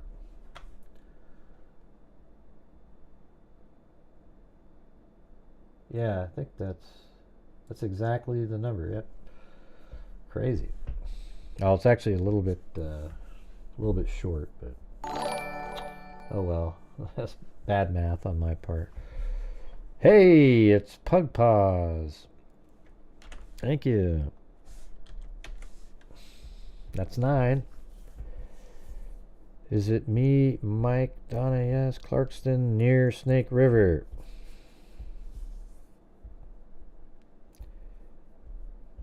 Now, so what's the question that you want to ask ChatGPT right here? Like I said, I kind of just, it's all dialed in, right? There's no countdown. It's we just need 1 more membership, and then I donate 5. And there is Curious Cats. All right. And here we go. And these are... Now on the first, I get 10 free ones to give out.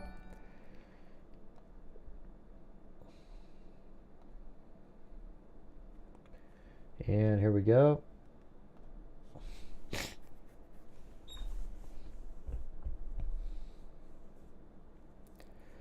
So here it is. Brian Kohberger was he was studying from a professor at, in Pennsylvania, in criminology, from a teacher that was an expert on serial killers. And then during that, he probably realized that's exactly who he is. And then maybe Ted Bundy was one that I actually made a video on Ted Bundy and him combined. I thought that he was trying to sort of emulate Ted Bundy a little bit. So then he moved from Pennsylvania to Washington, just like Ted Bundy did, and he planned it in advance. And that's when he bought the balaclava and then bought the K-bar knife sheath. And then he got all that ready to go, but he was already eyeing, Madison Mogan, perhaps other individuals in the house too. And then he drives over there and he spends the first months he's around. I think he gets there in June, if I remember right. Then he starts driving around and sort of monitoring and scoping out, stalking the area that he knows that they live in, trying to plan it out, plot it. Recently, new information came out that maybe he was there 23 times. And then on November 13th, and then he planned it where he waited long enough so that it would coincide with him needing to get new license plates for his vehicle.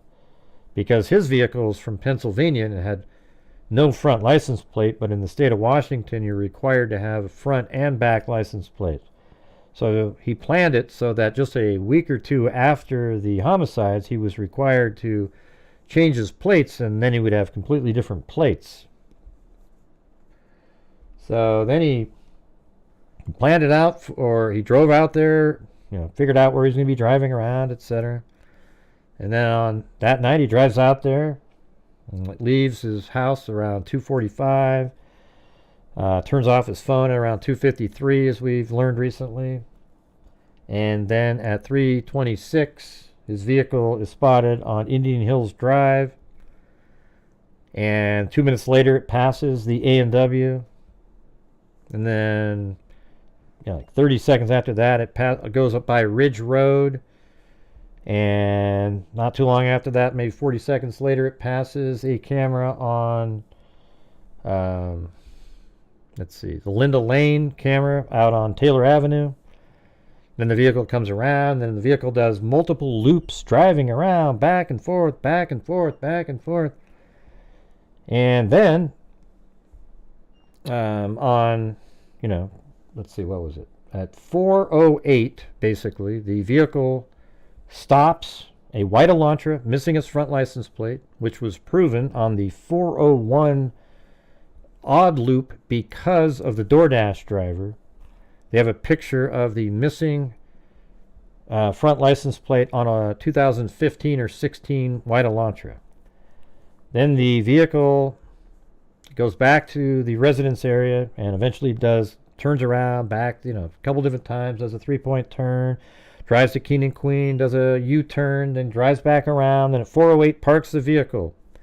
Then Kohberger goes inside the house and kills all 4 victims while his white Elantra is parked outside. And we know that because a knife sheath was found inside Madison Mogen's bedroom with Brian Kohberger's DNA on it. Then at 4:20 and 47 seconds, that same white Elantra is leaving at a high rate of speed. So that means we know that the murders happened between 4:08 and 4:20 and 47 seconds. And the vehicle sped away at a high rate of speed, and then his phone was off this entire time, and then it turned on about 6 miles or so south of Moscow, Idaho, near Blaine, Idaho. And that's when his phone was turned back on. It was turned back on at 4:47, which is about 27 minutes after he left the residence, and that's when his phone turned on. However, it should have only taken about 20 minutes to get there, or not 20, 10 minutes to get there. And so there is 15 minutes of missing time where Brian Kohberger went somewhere else. Hey, thank you. I mean, the case is just so obvious. But I think it's interesting to keep finding more puzzle pieces that we've been finding all this time. And everybody in there is welcome to have your own opinion and everything like that, but you also have to realize that people are going to say something back, and it's not going to, likely won't be something that you want. It's not like, oh man, they're just going to disagree with you, because there's very few channels like mine on YouTube, but there are dozens of conspiratorial nutters that are covering the Idaho 4 case, and they're telling you stuff that just isn't true. They're trying to connect dots that don't exist, but they're selling you the fact that they're selling you the idea of these dots connecting, and you're believing it. And that's where the problem is. All right, you get it? Awesome. Yeah, that would have been too much. Earthly spirits. If he had driven a brown BMW or a yellow, whatever the hell it was that he had.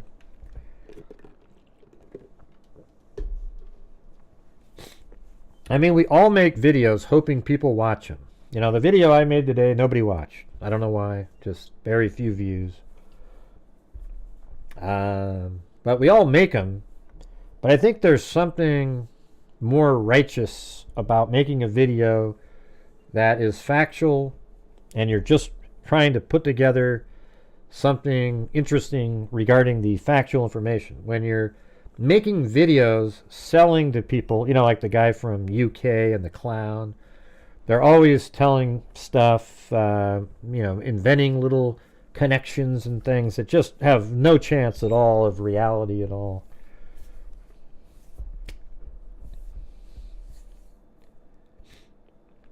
They make those videos for, I want people to watch mine.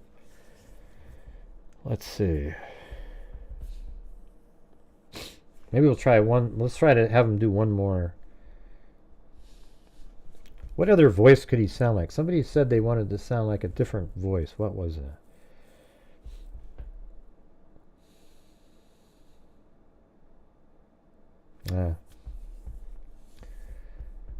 Where could he have put the knife after the murders? Well, there's all kinds of places, I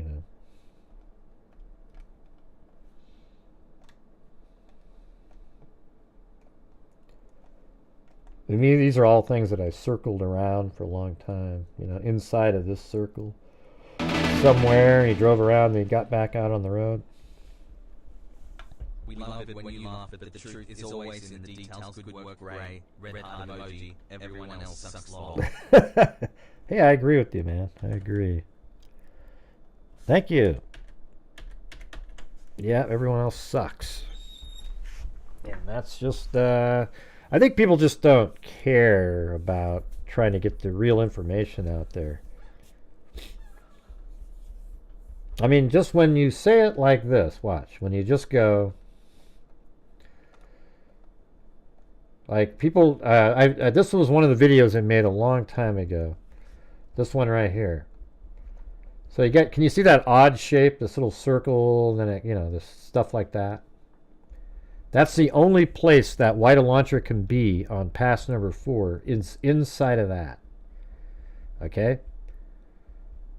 And we don't see it until 4:20 and 47 seconds right there. So it's driving right there, leaving at 4:20 and 47 seconds.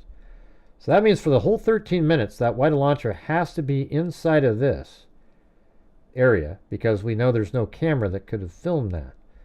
And then inside of that 12 minutes, a knife sheath was left inside of this circle on Madison Mogan's bed with Brian Kohberger's DNA on it. Therefore, the White Elantra, missing its front license plate that was parked here for 12 minutes, is Brian Kohberger's. You see? And then everything else falls into place.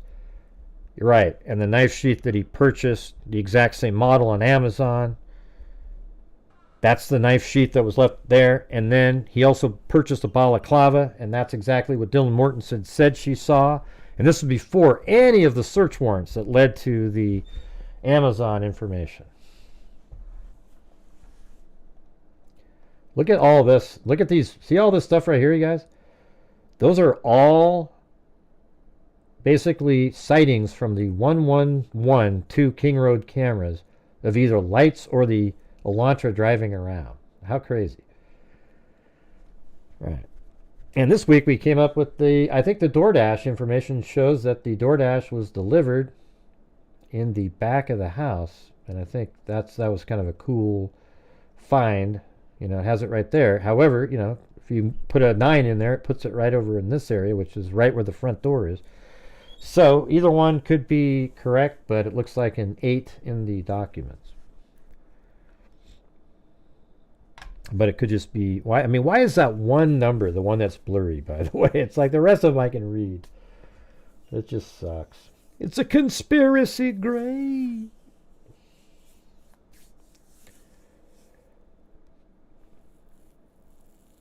Everyone should go like the stream. Yeah, can we just hit that like button really quick? Here we go.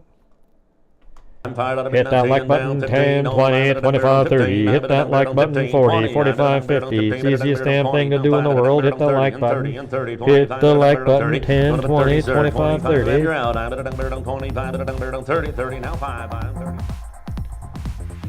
Now 5.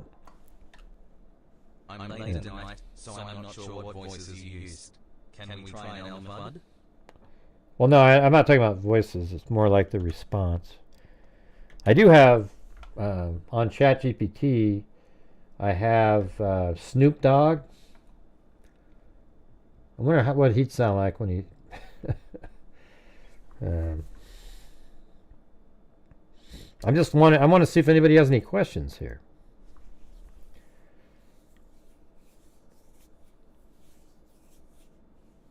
Okay, what about it? Why is that a good point? 6 strings.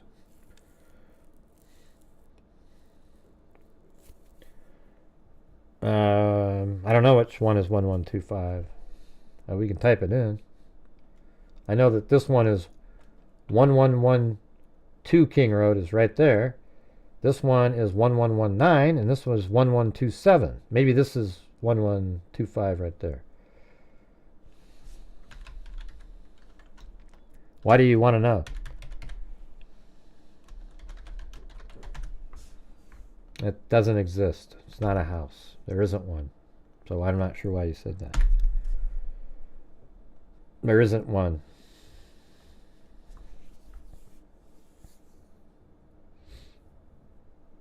Yeah, but I mean, how are we gonna know if it's seen in a video? We haven't seen it yet.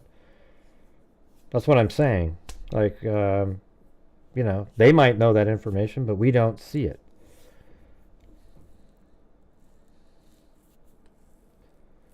His phone was off 5:36 to 8:30 p.m. I believe in Johnson. No, yeah, there was he turned his phone on between I think it was 5:32 and 5:36. His phone was on near Johnson, Washington. And that was sort of in the area of where he was, you know, driving back after the crime, they said. And so that's right over here. But Grady, smiley face emoji. Right there. And I bet it pinged off of this Bald Butte Tower right there. See that?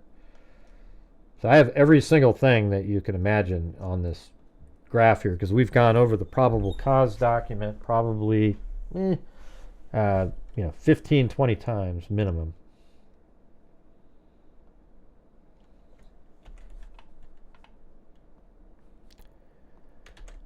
Thank you. Evelyn R. But great! Yeah.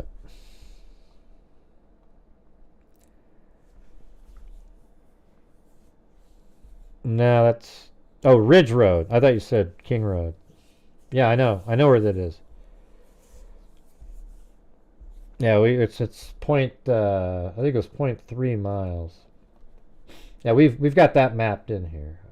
You know, I was the one that said originally, because people don't realize, but this little loop right here we came up with without it being drawn and no direct, you know, there's nothing like that in the probable cause document. It was just based on some wording and using logic that we came up with this little gun-shaped route right here. So here is where 1125 Ridge Road is right here.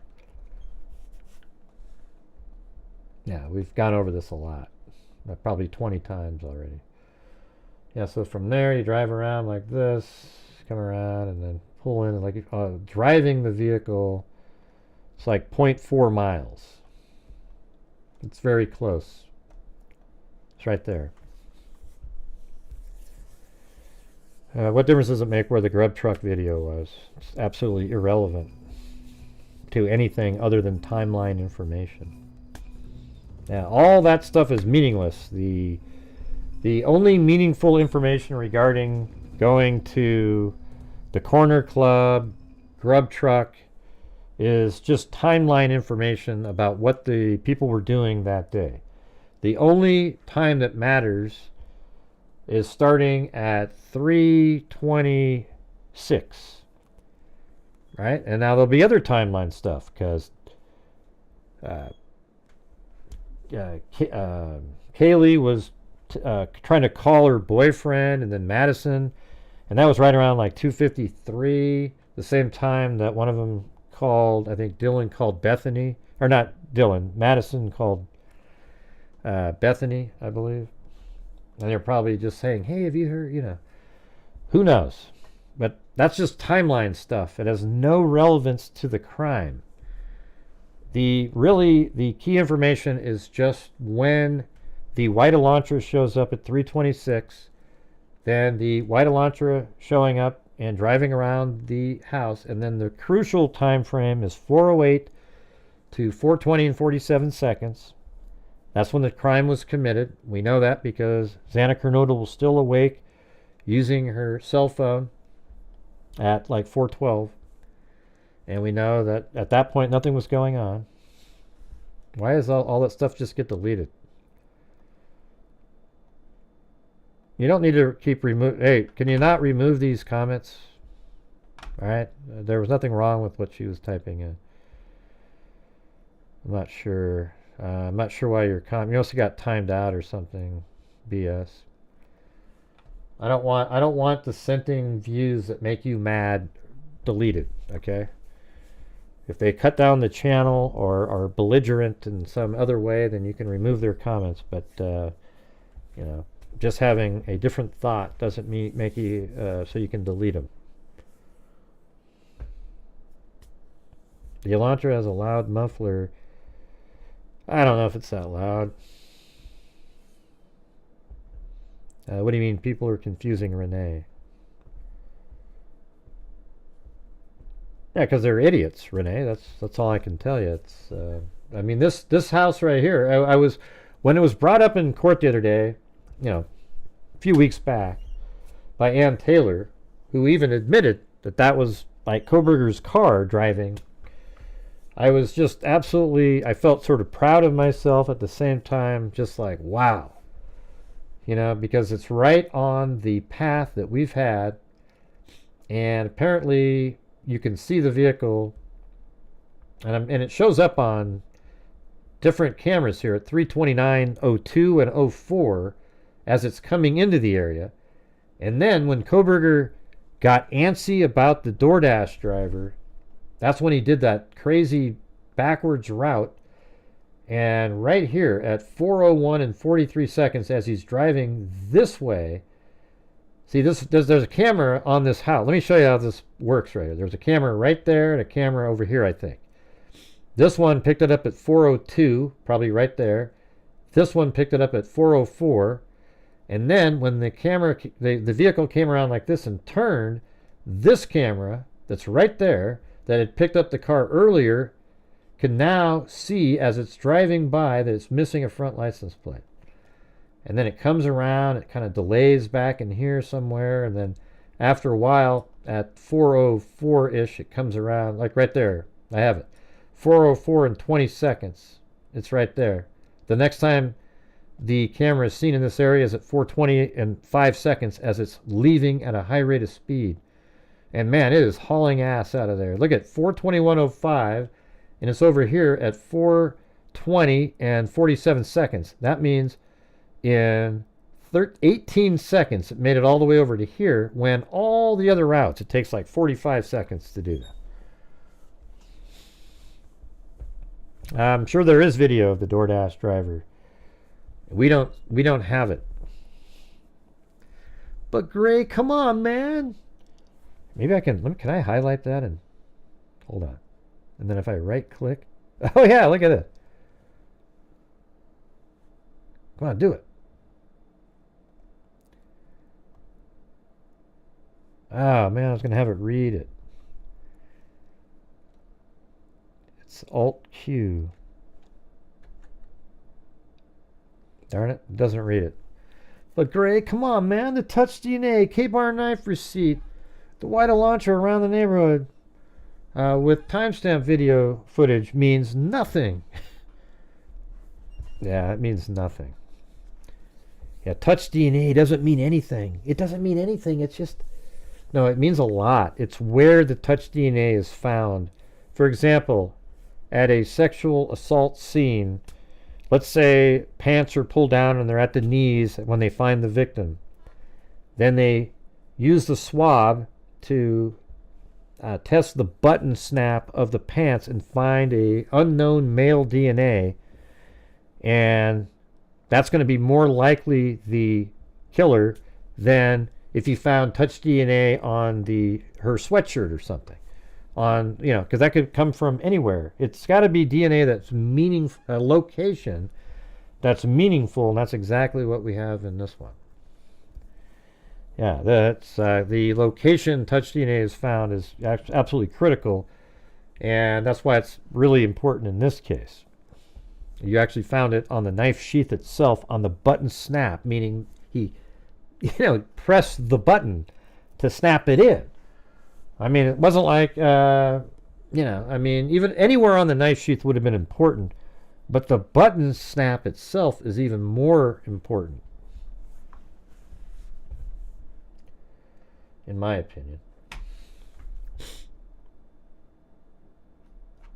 Yeah. Right, I mean, it's like if you found a sweatshirt in the room and it was touch DNA on the corner of a sweatshirt and it was one of the girls, you wouldn't necessarily be able to say. That would be pretty weak. As a matter of fact, if, let's say on one of the victims themselves, let's say that there was a touch DNA on the shoulder of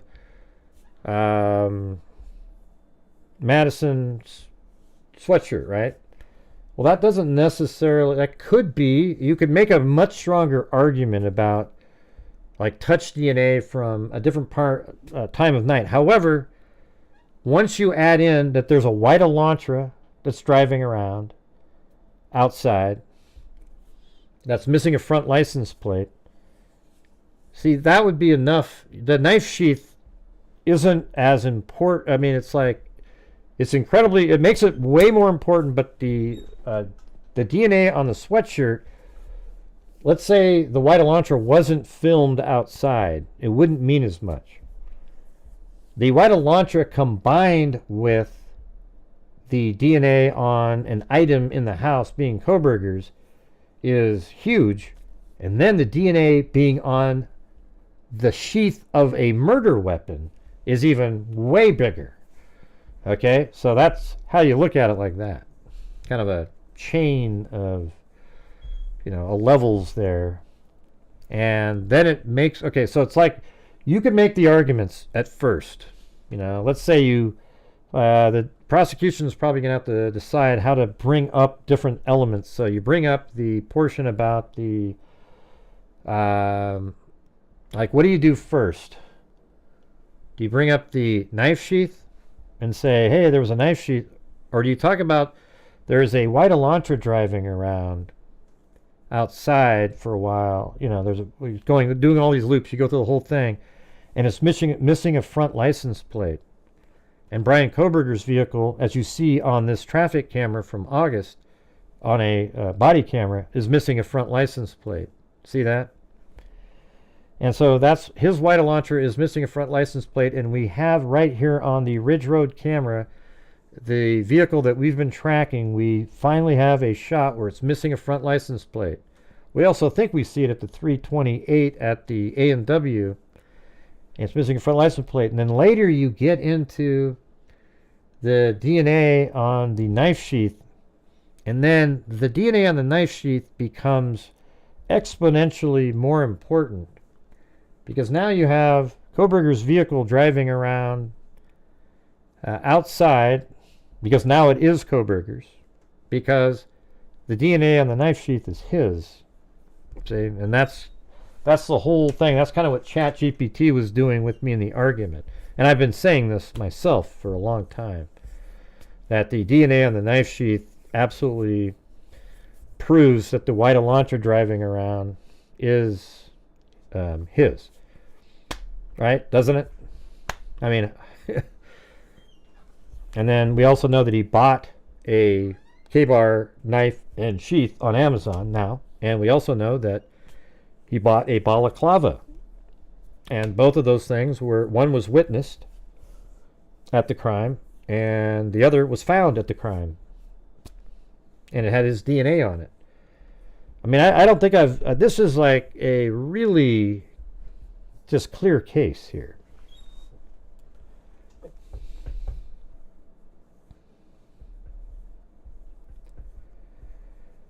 Yeah, that's right, Alan. That's just the way it is, I guess.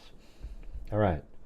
So if you're out there and you have the ability to help support the channel, we're getting near the end of the month. We've only got tomorrow, and then the famous donation night, where we do one last push for an hour or so, and then boom, we go out and make a difference like we've done for a long time. Let's see. I had to go to Kate's Cup of Joe. All right. So let's see if we can get it to do one more. Let's do let's see. Given the information, do one long Kohberger roast from the prosecution standpoint, paying special attention to the bushy eyebrows, white Elantra, and let's see, and DNA found on the knife sheath.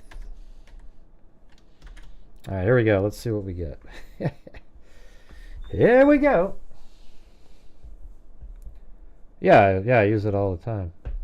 I use it a lot of times for programming, but I've been doing it for summarizing PDF files. Well, didn't you watch my video, D-Dub? I did a whole live stream yesterday using it, and I made a video today. Hardly anybody watched it, but yeah, I thought it was pretty interesting. All right, here we go. Let's see. Wow. Okay, this is going to be a long one.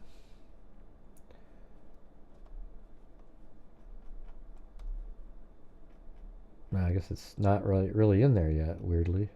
I can see it. Ladies, the ultimate Brian Kohberger roast. This is going to be good, I bet. Let's see.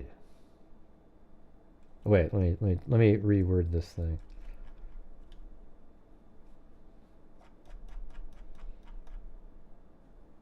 Let's see. Do it again using sarcasm and bro mode.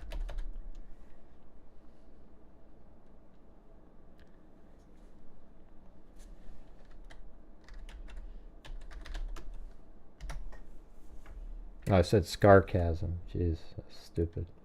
I think it understood it anyway.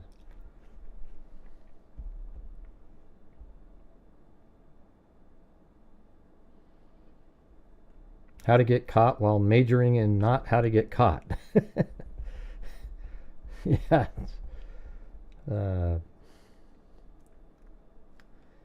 right, I'm just going to wait for it to fill in.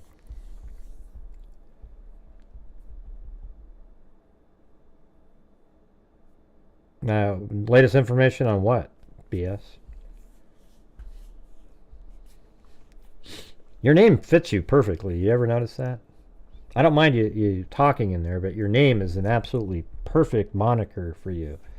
Like literally everything you say matches the name there. It's wild.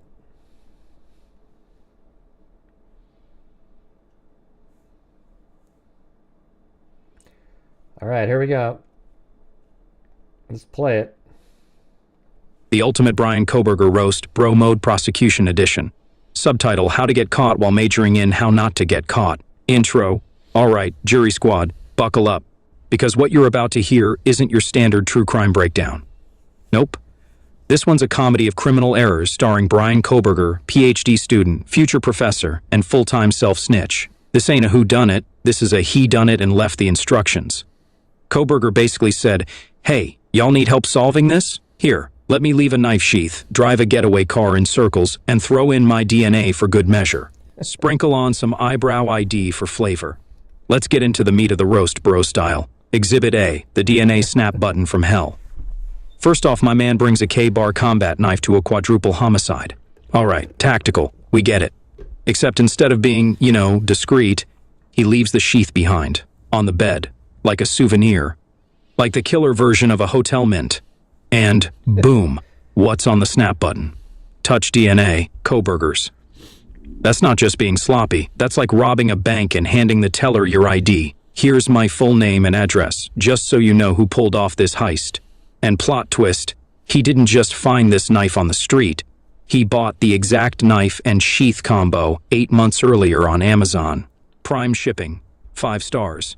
Probably left a review like, great for wilderness survival and other activities. So now we've got the sheath, his DNA on the snap, in a room where he has no business being.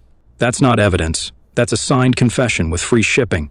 Exhibit B, Brows of Justice eyewitness time. One of the roommates sees a dude walking through the house in all black. Face covered, super stealth. Except, eyebrows, big, bold, built like they bench press.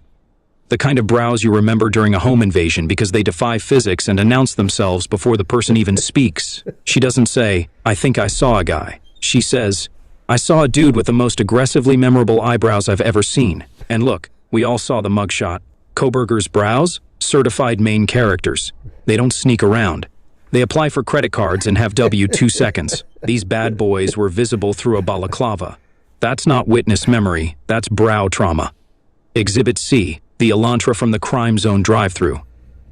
Let's talk about the car. Between 3:30 and 4:20 a.m., a white Hyundai Elantra with no front plate is seen looping around the crime scene like it's trying to unlock a GTA side mission. Surveillance cameras everywhere. Same car. Multiple angles. Then at 4:25, it's seen speeding away, and guess who owns a white Elantra with no front plate? Yep, Brian. Then plot twist, a few weeks later, he slaps on brand new front and back Washington plates, thinking nobody would notice. That's like getting caught in a red hoodie and then showing up to the next party like, nah bro, it's maroon. Totally different, dude. You can't just rebrand your getaway car and hope surveillance footage has amnesia. Exhibit D, the phone that ghosted during murder hours. Now let's look at his phone. It pings at 3 a.m., about 10 miles from the house. Then, boom, gone, dead, nothing. From 4 to 4:25, it goes full ghost mode, radio silence. Then magically turns back on like, hey guys, just went off-grid for some spiritual clarity. Definitely not committing 4 murders. LOL. Bro, you're a criminology student. You know that's the worst time for your phone to go dark. You might as well have written BRB murderin' on your lock screen. Exhibit E, no connection, no excuse Brian Kohberger didn't know the victims. Didn't live near the house. Didn't go to parties there. Didn't date a roommate. No reason to be there at all. Yet somehow his DNA ends up on the murder weapon sheath, in a private bedroom, in a house he's never been inside. And no, don't bring up that other DNA on the stair railings. That's the house version of finding glitter after a party. You expect leftovers, but you don't expect a full-blown knife sheath with someone's genetic signature. Closing argument, the true crime DIY guy. Let's tally the wins. Bought the K-bar knife plus sheath in March, owned the exact murder gear, left the sheath behind DNA on the snap, drove a car scene circling the scene, ditched the plates after phone off during the exact murder window, no alibi. Eyebrows. Legendary. This wasn't just a murder. This was a step-by-step tutorial on how to become the easiest suspect to catch in modern history. He didn't study criminology. He demonstrated it live. Brian Kohberger didn't just get caught, he RSVP'd, he catered the case. He handed the jury his DNA and said, let me know when you're ready to convict. Case closed, bro. See, that's perfect, right? Yeah. That's it. Yeah, well, I mean, the thing is, yeah, I mean, the white Elantra driving around and his DNA and a knife sheath combined, that's really all you need in this case. Like, if you had the white Elantra missing a front license plate and the DNA on the knife sheath, that shows that he is there. And I guess if you throw in the fact that he turned his phone off during that time. He turned his phone off. His vehicle is there, a white Elantra missing a front license plate. Well, there might be some more of those. Oh, but the DNA was left on the knife sheath. That's his white Elantra. You know, it's just, it makes it unreasonable to believe that the white Elantra that was parked outside is not Brian Kohberger's because the DNA is on the knife sheath. It makes it unreasonable to believe. Right. All right, you guys. Well, I think that's going to do it for me tonight. I can always tell when the enthusiasm drops off. Nah, I don't want to do any more. I was going to try. What was it? What was the other? Oh yeah. No, that doesn't work. We're going to try to do like a Valley Girl or something, but. We was adding that house for months, like almost immediately since he moved out there.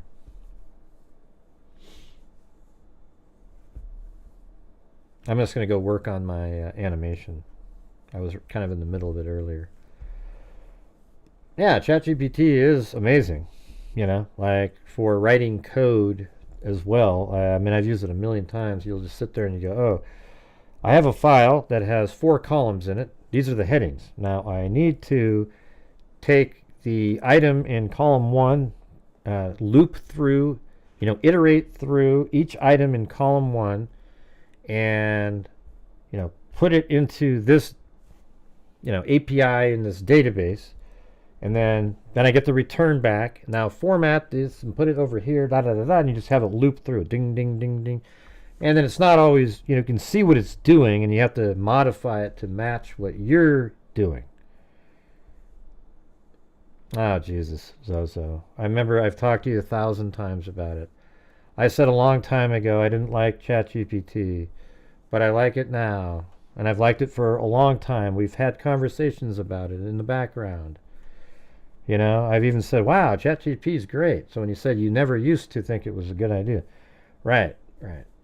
That was about a year ago, at least, or more. We've discussed it a lot. Which programming language do you... I use Python. Yeah. Yeah, it's a pretty interesting thing. It's cool that you can just have conversations with it. And... yeah, she never watched the show that we did. I mean, it was so funny because I had said, hey, you should watch it because it's got all the humor in there. That your kind of humor with the eyebrows. What's the point of this now, Gray? You should be going over the affidavit with your audience.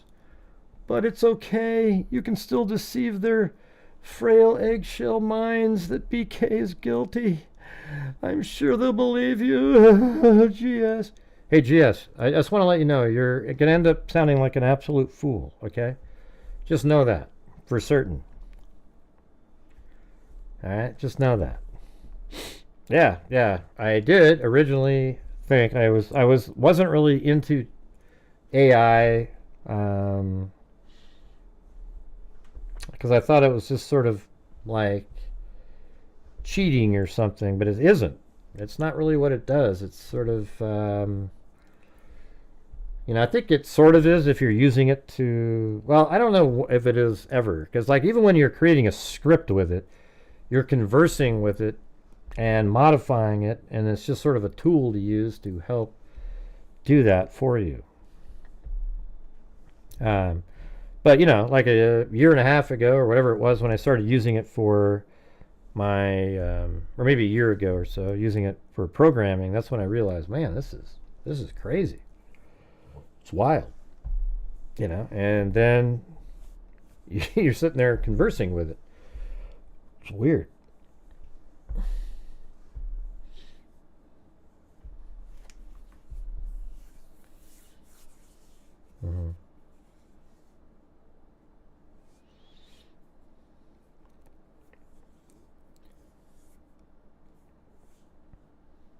But come on, you know that I've been into ChatGPT for over a year. Remember that? We've talked about it. But yes, originally I wasn't into it. I think most people weren't really that into it at the beginning. I bet the jury deliberates in less than 24 hours, right? What's the point of this now? You should be going over the you should be going over the the affidavit with your audience. What affidavit? You mean the one with Cy Ray? We went over it yesterday, fool. Yeah, we went over it. We played it. Cy Ray's affidavit doesn't mean anything. He's just a hired gun to say what he's saying. And it's not going to do anything regarding the case. Okay?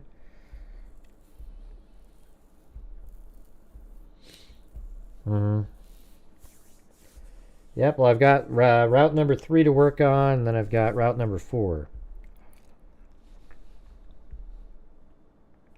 But we haven't had a super chat in here for a good, 35 minutes or so. So if you guys, I'll stay on for another hour if we get some momentum going here, because I've got to go work on the video to make up and augment the difference for tomorrow. And that way I can work on the pass number 3, which is going to take me a long time to do on the side, or we can do another hour here. Look at it, Cindy J. All defense teams will say crazy stuff and hope something sticks. Right. Well, they're just using Cy Ray as, he's not going to have any. I mean, the FBI is what was doing the the ping info. You know what's weird though is all these weirdos that come in here like GS up there that are they're just looking for a technicality. They want Kohberger, a killer of 4, to get off on a technicality, not something that's legitimate. Like, wow, Kohberger was at a McDonald's. Look, he's right here on video. He's innocent, man.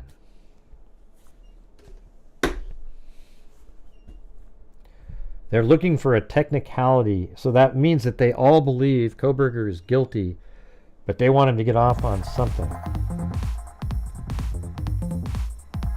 Oh, come on, you're not a Laker fan. Oh my God, come on, Timothy. That's just like a... Please stay on even though I like Duke and the Lakers lol. Yeah. Let's see, how long have I been on here? 2 hours. I got 45 more minutes. All right.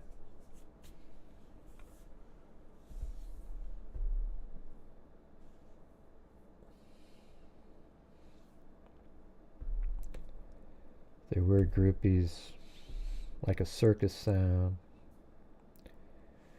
Yeah, I could play that sound. I always do this one right here. Hello, everybody. I'm a Kohberger. We're absolutely nuts.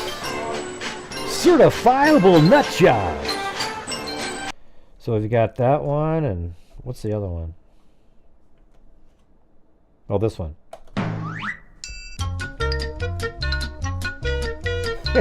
And hi, everybody. I'm a nutburger. I think I'm gonna start calling them nutburgers.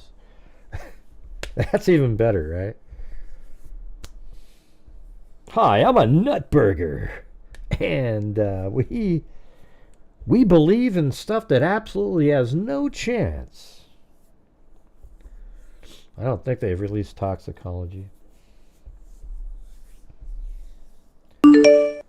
My YouTube feed is featured. That seemed fantastic for the channel. Hey, all right. Incognito mode. Hey, we've got a coffee from Lisa Valenzuela.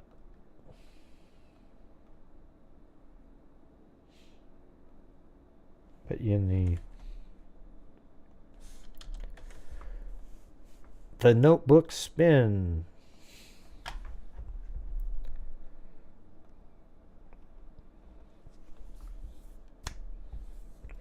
I mean, they're just all drunk. That's what the toxicology is going to say. That they're drunk and maybe some of them had THC, you know. I guess that's what I'm predicting. Wait, wasn't there something about... Oh yeah, no, we saw how many drinks Kaylee bought. Right? She bought, like, what was it? Got 8 vodkas and then another drink. Yeah, the blood is going to show the, as I said at the beginning of the case, where the blood is found in the house. If they tested all the different spots, it'll show the order of the killings. Because if you have blood from Xana Kernodle's room up in Madison Mogen's room, then you might think that they were attacked first downstairs. But if you find some blood of Madison Mogen and Kaylee Gonzalez down in Xana Kernodle's room, then you might think, okay, well then Madison Mogen and Kaylee were first. But if he went back upstairs to look for the knife sheath, then I guess he could have transferred DNA. You know, who knows how that would work, but...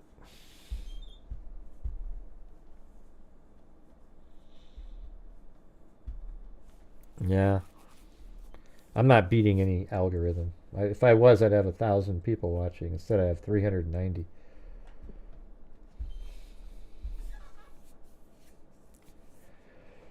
Yeah, so I guess it was Bethany who called Dylan at 4:19, but then Dylan called the other people at 4:20, while Kohberger's still outside, hasn't even driven away at a high rate of speed yet. That's pretty crazy. So I think Kohberger had left at like 4:18 or 17, and then he spent 2.5 to 3 minutes removing his bloody clothing. All right, guys, if you're able to help support the channel, that'd be great. We need $23 more to get to the even number. On the super chat portion, we haven't even reached the low end of the goal. We just reached it because of memberships. I'll see y'all tomorrow. Hey, see you later, GSU. Hey, you never sent me the email, GSU PM, with the charity. I need it before the show tomorrow, okay? I'm not going to read through the chat and try to find it, but you had a charity that you were wanted me to do, and you never sent it, so...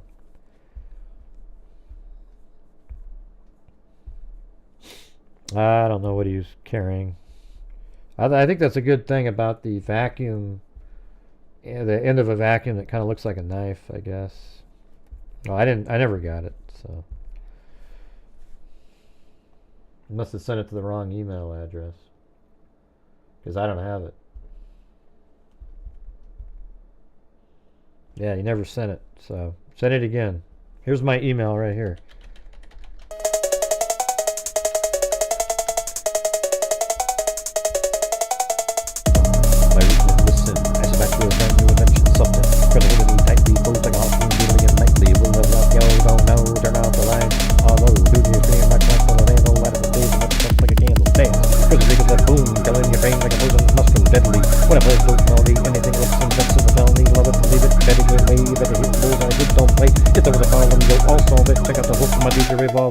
Oh!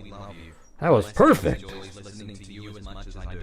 It's just nice to hear someone rational discuss the facts.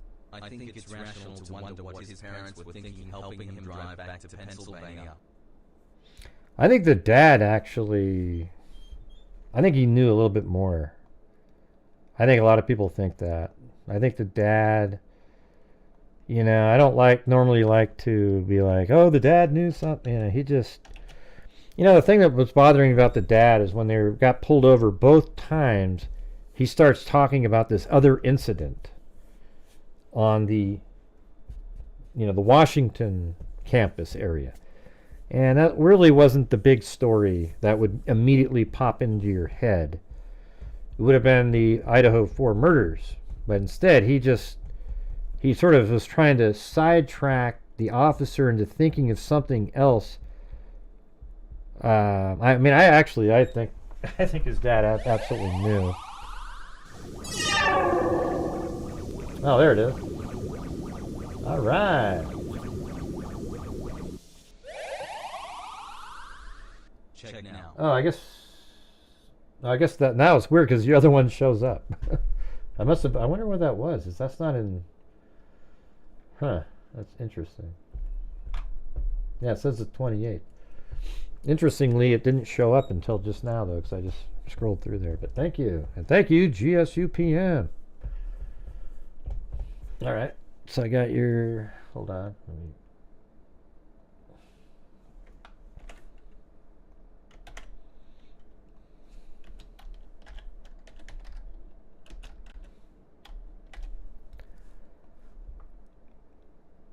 All right.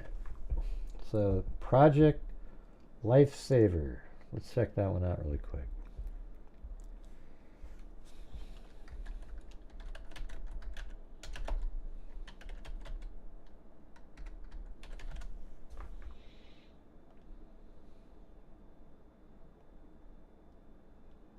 This one? What's this regarding? I thought you wanted it to be for an autistic group. Rescue program operated international by public safety agencies and is designed at at-risk individuals who are prone to life-threatening behavior and wandering. I thought you wanted to do like an autistic charity of some sort. Papa Squatch, 35 months. People still thinking the eyebrows with a knife is innocent. Yeah, he should have got 2 arrest warrants, as I said earlier. One for Idaho, where his eyebrows were, and one in Washington. Let's see. So far, Gray proved to me it's Kohberger's car after he took the time to drive and time it so awesome. Well, it is his car. And then, doesn't that make you then believe that the DNA inside the house is his on the knife sheath? Because that is his car? Yeah. Let's see. What's cracking? People wanted to stop. Wanted to drop by and say hello to all the good people in here. All right, Sam A.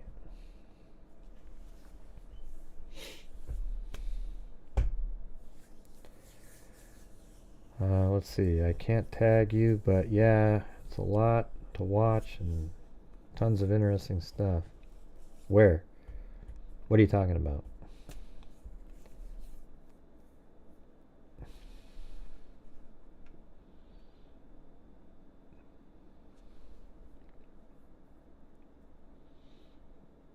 Yeah, I mean, I have like, I've been covering this case since it started.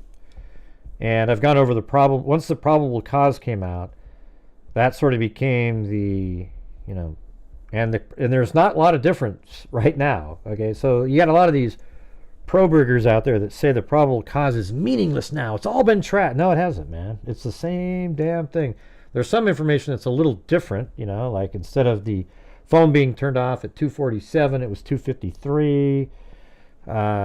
There is, you know, there's more damning information now, even though everything in the original one, some of the stuff you wonder though, was it, you know, somebody just worded it, they didn't get everything quite right based on the actual evidence, which is even worse for Kohberger. Oh, you watched them? Yeah, that was taking a long time to watch some of those. Like, for example, put a 1 in the chat if you think, like 7 minutes, does that seem like that's too short of a time? So somebody out there watching right now, put a 1 if you feel like 7 minutes just isn't something that is possible. All right? Like, if that's something that still bothers you, like, wow, I mean, 7 minutes, my God, that's difficult. Got to be somebody out there. It's not too short.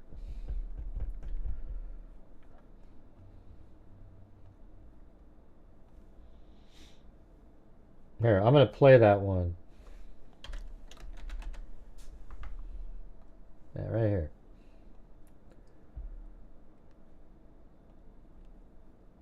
And this is it.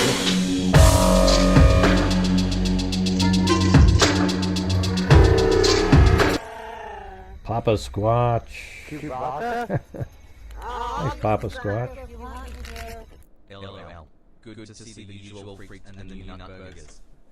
All right, watch this. So I don't start the clock yet, but I'm Video, and leave a comment at the end and let me know what you think.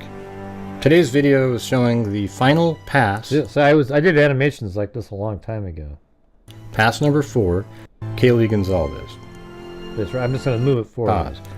Now, right in this area, checking, as you'll see, it'll Man, I could almost use that instead of remaking. go back behind. It'll pick up on the camera. And this is the Linda Lane camera. Here's where the vehicle parks. I Right believe there. it parked right behind in the woods, back behind. Could even be farther to the left there. Look what time it is. Exactly what the probable cause is.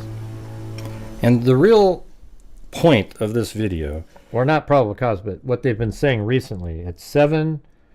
I'm gonna see how close it is when the car is actually turning around here. Let's see. Oh, look at this.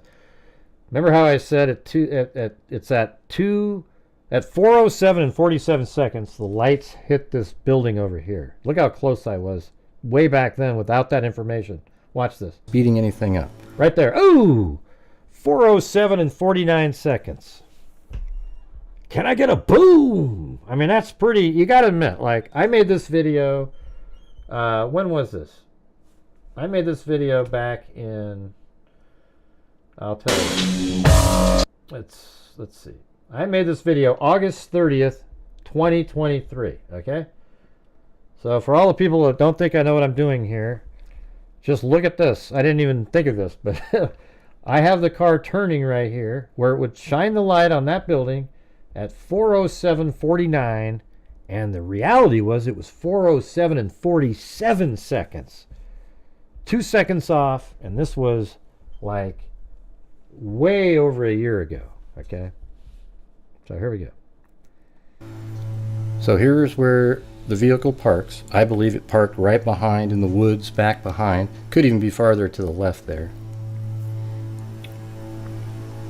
And the real point of this video is to show you how easily somebody like Brian Kohberger could go into that house and kill all 4 people in 7 minutes.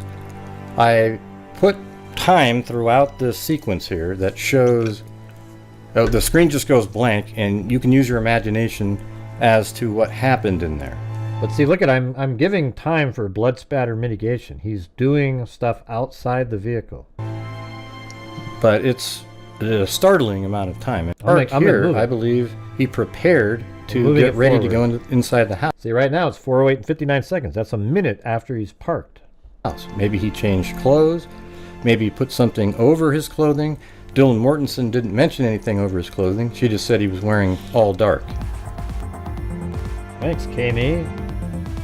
So we don't know. Is he putting a bag on the ground here? Does he put a bag in the woods to put his bloody clothing in after the murders? We know that based on what the defense said, that they didn't find it. Look, I don't even have it in the house yet. Right? So we already know the DoorDash was delivered 10 minutes before this. We've got, that's crazy, right? So 10 minutes before this, the DoorDash delivery is made. And Xana Kernodle stopped using TikTok at 4:12, which is right after this. Any blood evidence inside of his vehicle. So perhaps Kohberger, so there's still parked right there, put things into motion to mitigate putting blood inside of his vehicle. See, we were talking about this a year. So here he is getting out of the vehicle. Here it is. Illustrated by the red dot. Now, it might not. It might have just gone straight down the hill like that. I mean, who the hell knows? It doesn't really matter. That's not the point. And goes down into the woods. Now, I have him entering the house at around 4:10. So right about now, enters the house. And I have elapsed time. So that's a ticker down in the bottom left-hand corner. Keeps track of the elapsed time while inside the house. I also believe that when Dylan heard what sounded like Haley playing with the dog, that's when the attack occurred, and that's right around here at 4:10. I think differently now. So right now, you'll see that the clock is going to sit here for 2 minutes. He went into... Yeah, so I'm stopping right now. So just in your mind, he's in the room, and now he's attacking. Look how long this is. Madison Mogan's room. And the clock is just going to tick Madison, here, and you can use your imagination swinging his knife as to what happened in that room. But as you'll see, it's a tremendous amount of time. So for all the people out there that think that you'd need multiple people to achieve this murder in this short amount of time, I hope this lets you see that it's definitely possible.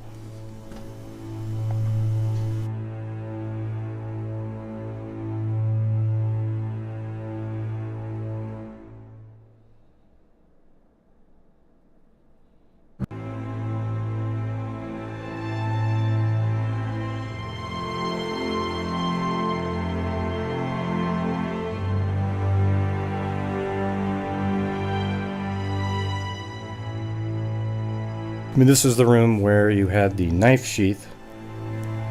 One thing that people debate about was the knife sheath left there intentionally. See, right now, they're still in the room. He's still in Madison, Mogan, and Kaylee, Madison's room attacking. Doesn't it seem like it could already be over at this point? He's still in there. I mean, put a 1 if you think, oh, wow, it's already kind of too long. I mean, it's just been ticking away. I think it very well could be. I don't know for certain, because I have another theory that he went back upstairs to look for the knife sheath, and when he came back down, he heard Xana making noises, and that's when he said, "Hey, I'm here to help you," and then he killed her. And that would mean that he realized that he lost it somewhere, but he couldn't find it because it was underneath the quilt. However, you look at a theory where the knife sheath has been completely wiped clean, but he missed the spot right under the button. Why was he cleaning the knife sheath if he intended to take it with him? For the possibility that he might drop it there? I don't think so. Right. I don't think so either. See, look at this. Is getting ridiculous at this point. Right? Look Oh at my all God. this time that this Jesus, was taking what? here. And it's still got another 10 or 15 seconds. Now you might hear an occasional bark or something in the background because I do have neighbors. Alright, now the killer exits the room. You can see Kaylee and Madison That's on the before bed we there. adjusted how Kaylee was actually sitting up, propped over. Then goes down the stairs. And then I have like Ethan Chapin sees him right there. And then he follows around and then Ethan Chapin has his hands up to stop. And then here, when Ethan Chapin is killed, I added an... Yeah, it's kind of interesting looking at the time here, right? This time where he's going into the room, that's almost exactly when Xana Kernodle's phone died, right? Or not died, but it quit using TikTok. Another 2 minutes or so. Now at this point, if he is being attacked out in that hallway originally, I'm sure Xana would likely open the door, but maybe Ethan said, "Shut the door behind you," and then she goes back in the room and, you know, shuts the door and tries to hide, but surely she would have called 911 at that point if she had witnessed an attack going on. So See, like right now, let's just pretend that was Ethan right there. Wouldn't it be over right now? Like, he's got a K-bar knife and Ethan is intoxicated. It seems like he would just make a couple big stabbings, you know, motions with the knife, and it'd be over. But instead, we got another minute and a half just for Ethan. I'm not really certain of how this all went down here, but as you can see, there's a tremendous amount of time. We're only at 3 minutes and 39 seconds now, and I think the murders could have happened in 4 minutes. Yeah, I really do. Look how much time has already elapsed here. Easily. If people were sleeping or unaware or, you know, drunk, as a lot And of... I actually think it happened between, I think the murders happened between, I think, 4:10 or 4:11 and 4:17, which is 6 to 7 minutes maximum. them likely were. We know that Kaylee and Madison had a lot to drink. Madison was kind of swaying around, and it seemed like Kaylee had some too, but she wasn't quite as intoxicated as Madison was.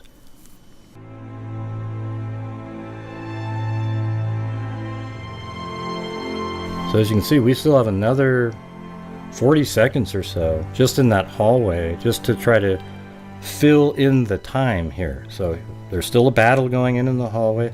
See, I would think that he attacked Ethan and Xana almost simultaneously, because if there's this much time here, surely somebody would have made a phone call.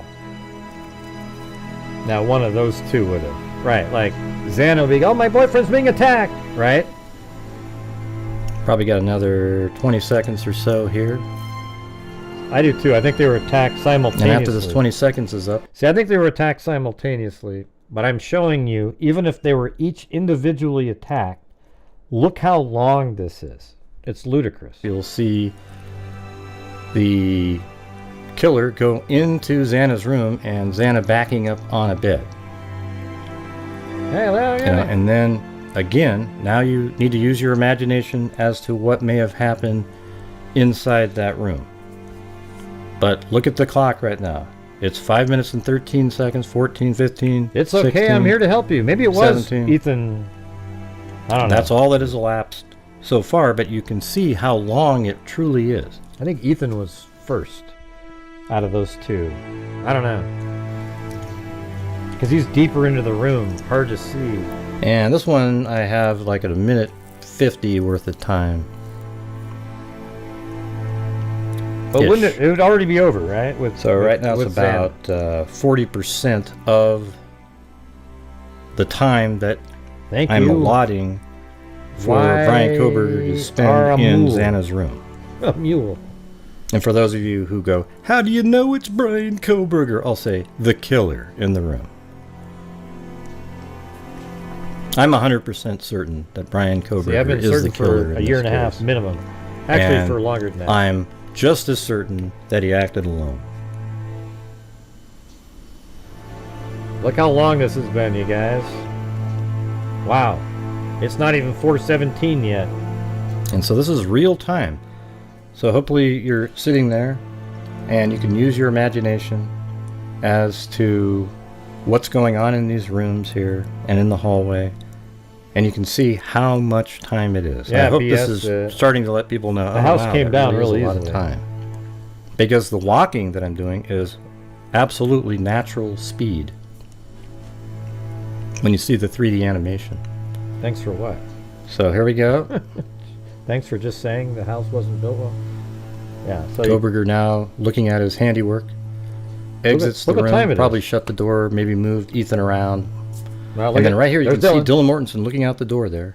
Then makes the turn and then goes out the door. At And as you can see, that took 4:17:02. a total of 7 minutes and 9 or 10 seconds. Now I did put in. I timed it up because they said the car left at 4:20. We didn't have the exact time back then. So look, I just have the blood spatter mitigation. So there he goes out to the car. He's at the car at 4:17:35, the red dot, and then he sits there and look, he's just still sitting there, and Right around 4:20. Oh, that's interesting. So just realize that the time Wow, I have it going longer. inside the house was the elapsed time See, now look how fast I have the car going, just to make it make sense, but that car isn't driving that fast. of 7 minutes Look at and 10 that. seconds. That's way too fast down there. in the vehicle. So as you can see, So he drove right by there at 4:20 and 47 seconds, but we didn't have that. We just had at a high rate of speed at 4:20 in the probable cause document. My information about the 4:08 or 4:07 and 47 seconds, I had 49, was just based on the timing of the White launcher coming around back from behind the building. he continues on Vellante Drive, and as we know, when he was south of Moscow, his phone was turned back But on. these are off by like 25, 30 seconds. And with only 20 minutes after the White Elantra left the Moscow area, it pinged 20 minutes later south of Moscow. And All right, so for those of you who just watched that, don't you think after watching that 7 minutes is almost too long? You know, like, wow, that's, you know, he could have done that in 5 based on the timing there. Because you're just kind of waiting. Like you can see him, he quickly attacks and he's just attacking, and then he moves on to the next victim. So it's just a lot of time there.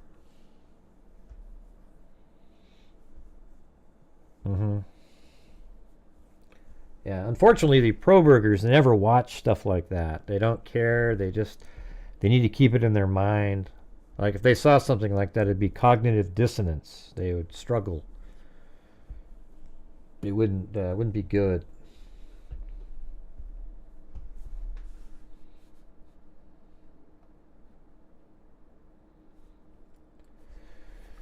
All right.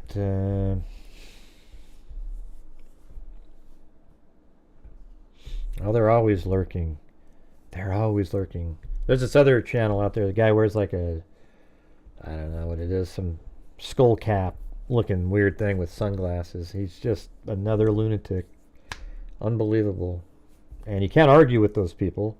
You can never debate them. You can't debate conspiracy theorists because you can't say something back that factually disproves what they're saying because it's a conspiracy theory.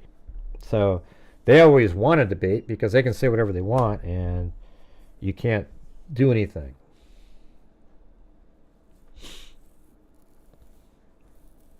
Well, thanks, Jax D.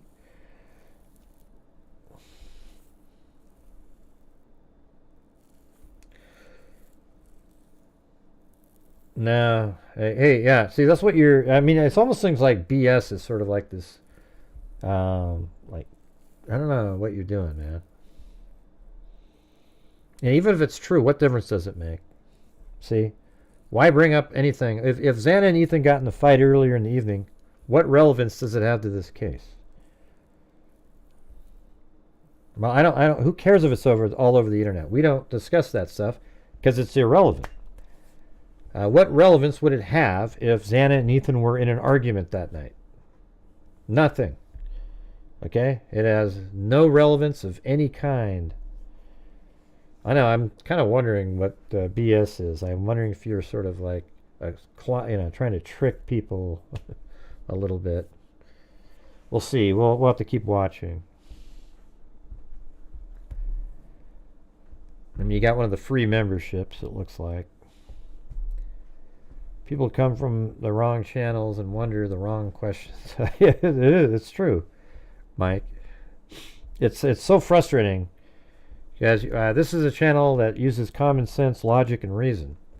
And then you have a bunch of people. I mean, I appreciate you coming over here, but be a little bit more sort of, I'm not even really, like, be more open-minded to common sense and reason, okay? Because you always want us to be open-minded to your crazy, lunatic, just ridiculous theories, but you can't even be open to just regular common sense because it's not common anymore. Is that what you are? Obsessive compulsive gamer? Are we not using how about the 8 hours no relevance there? What 8 hours? What the hell are you talking about? Yeah, there's no relevance. I don't care that Dylan Mortensen and Bethany Funk didn't call 911.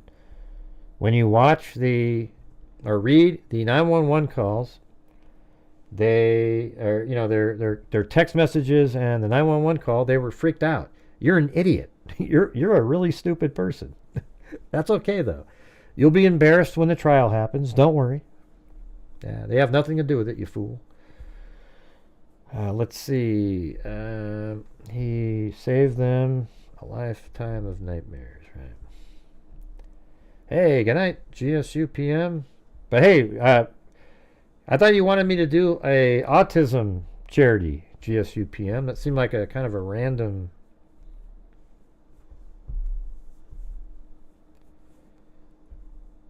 Yeah. They're obsessed and compulsive about being an idiot with the Kohbergers. It's okay though.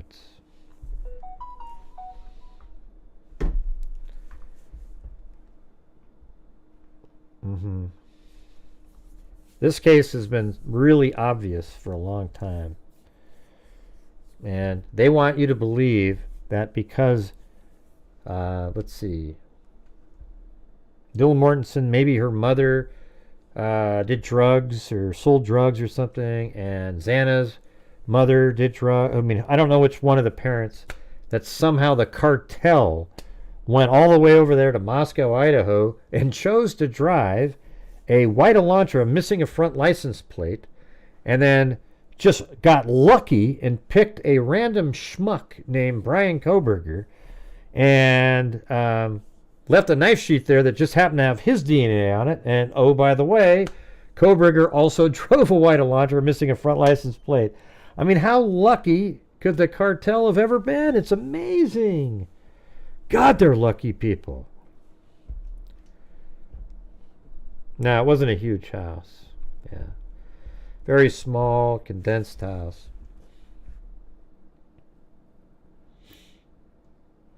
Yeah, it's not big at all. It's just, I bet you it's not even 1,500 square feet.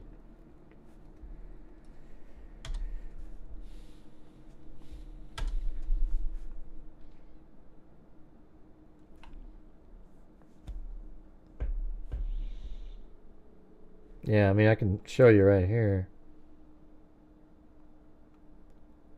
Why does that say that? A higher level 360. To have the goggles, you have to select crime, showing you each of the drivers showed up.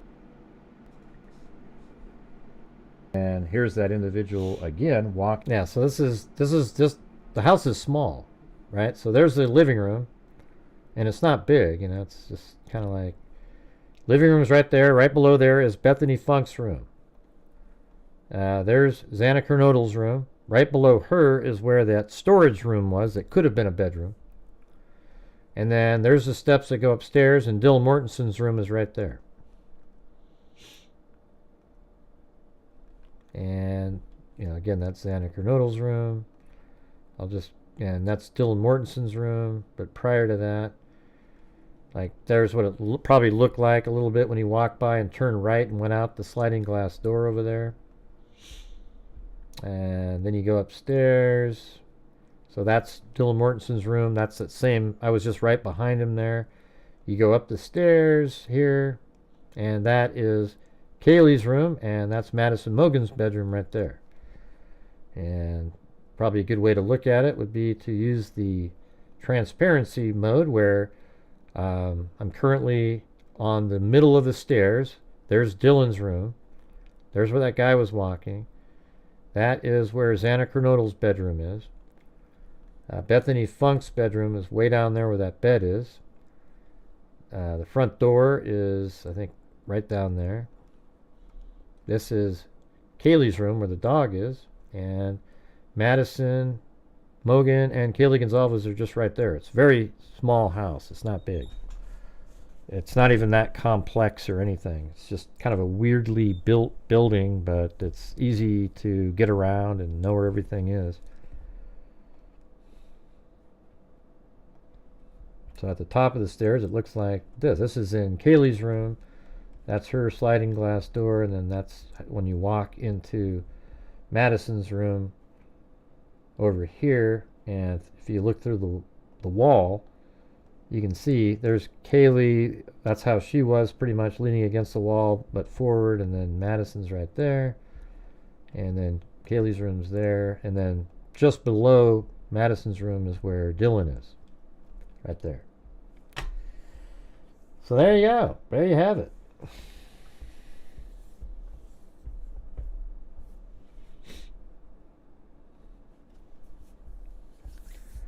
Do we know if he wiped the knife or if there... No, we don't know any of that stuff. All we know is that we don't know anything about the blood spatter, how it worked, or any. There's been no information put out like that other than a footprint. That's it.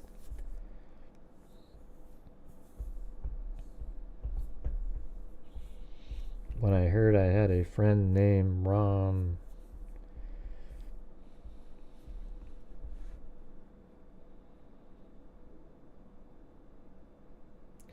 All right, guys. Well, I think that's about it. Anything else?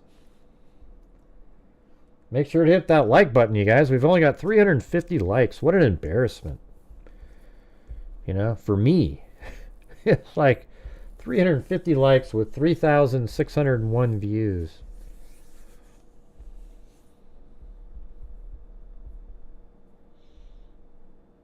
Yeah. She had drinks, but she was really specific in the text messages about how he had a face mask on, right? And she quickly mentioned the eyebrows. Now, nobody even knew who Brian Kohberger was when she said those things.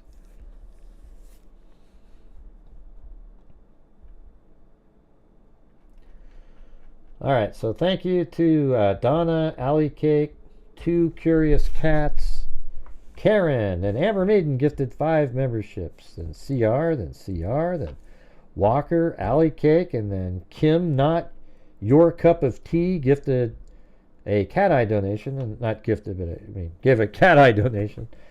Then Just Live, a new member. Then Elizabeth Marie. Then Kim, Not Your Cup of Tea, upgraded a membership to Megazoid. Very cool.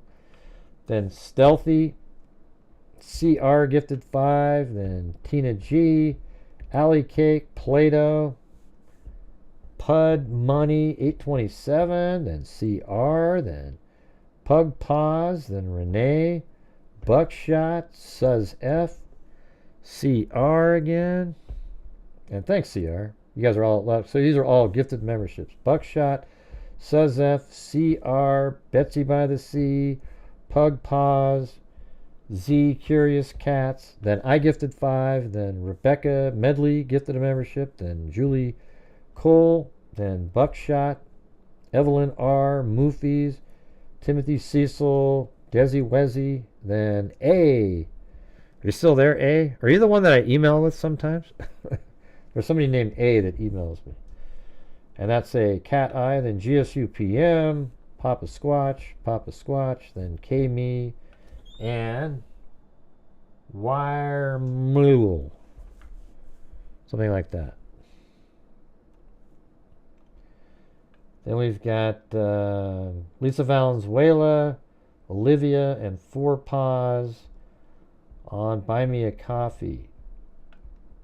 And then there was a... but there was somebody sent me a PayPal earlier. I don't know where that is. Oh, there it is. It was... to your point that BK left his sheath deliberately, take a look at his 12-page assignment write-up.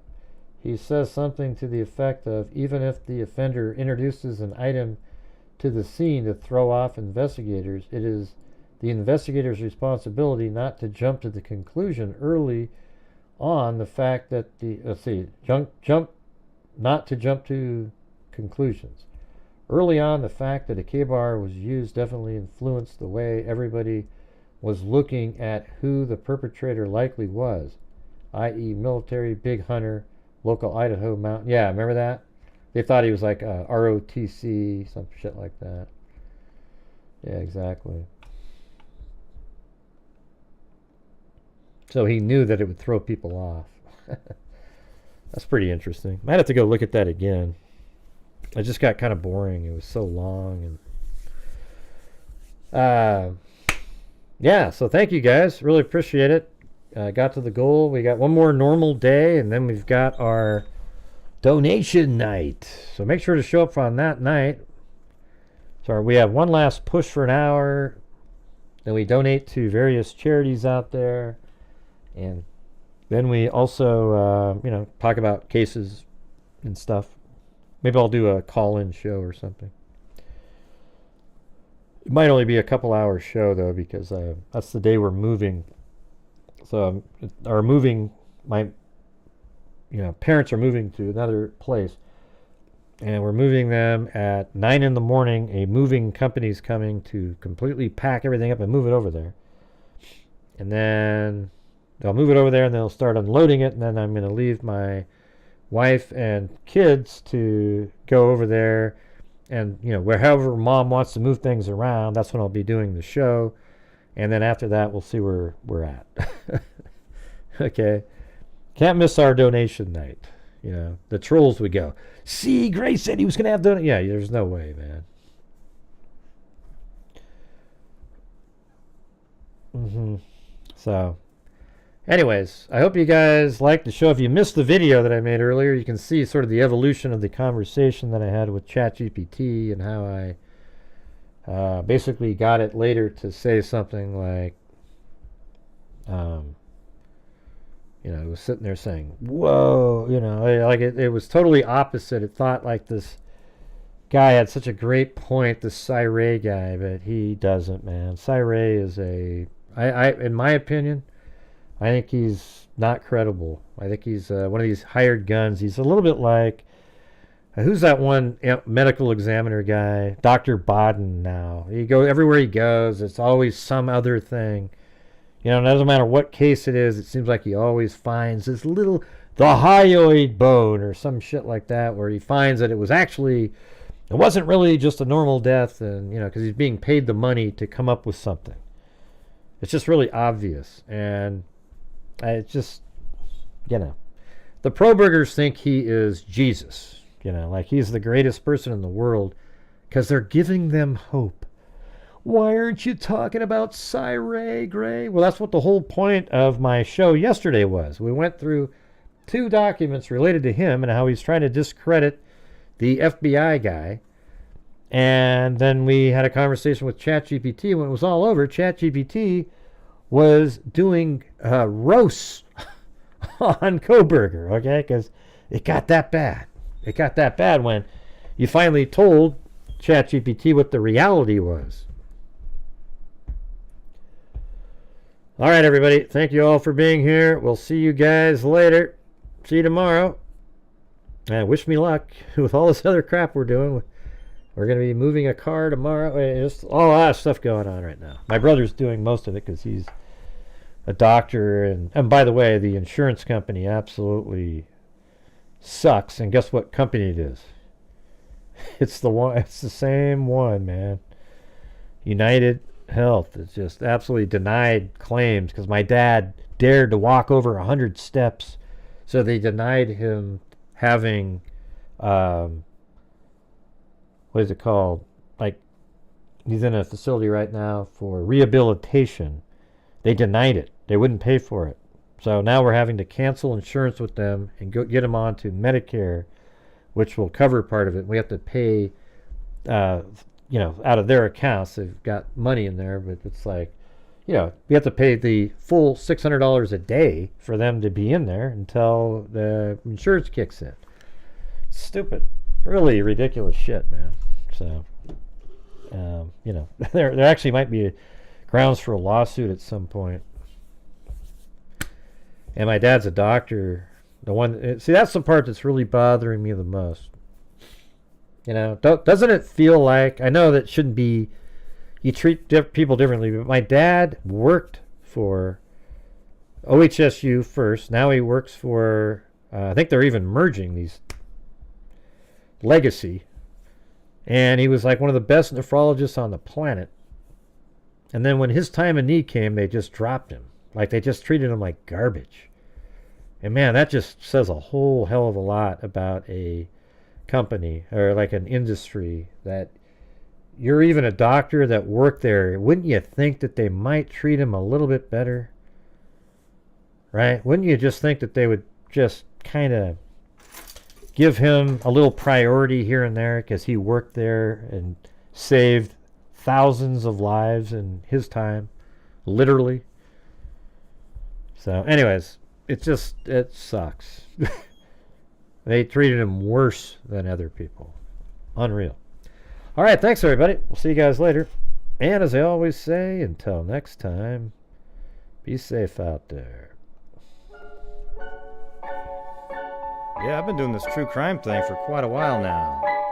And during this whole time, I have not seen one person that is a crime dissector, flag rejector. I'm a certified human lie detector.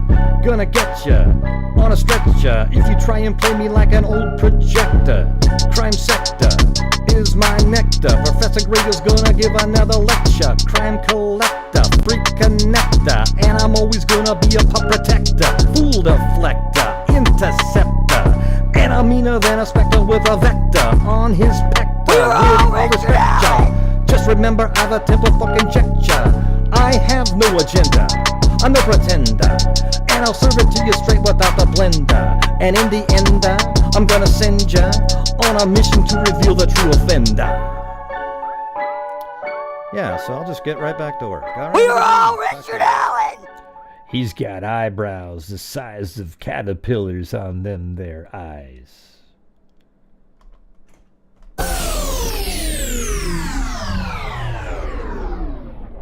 Correct. Be safe out there.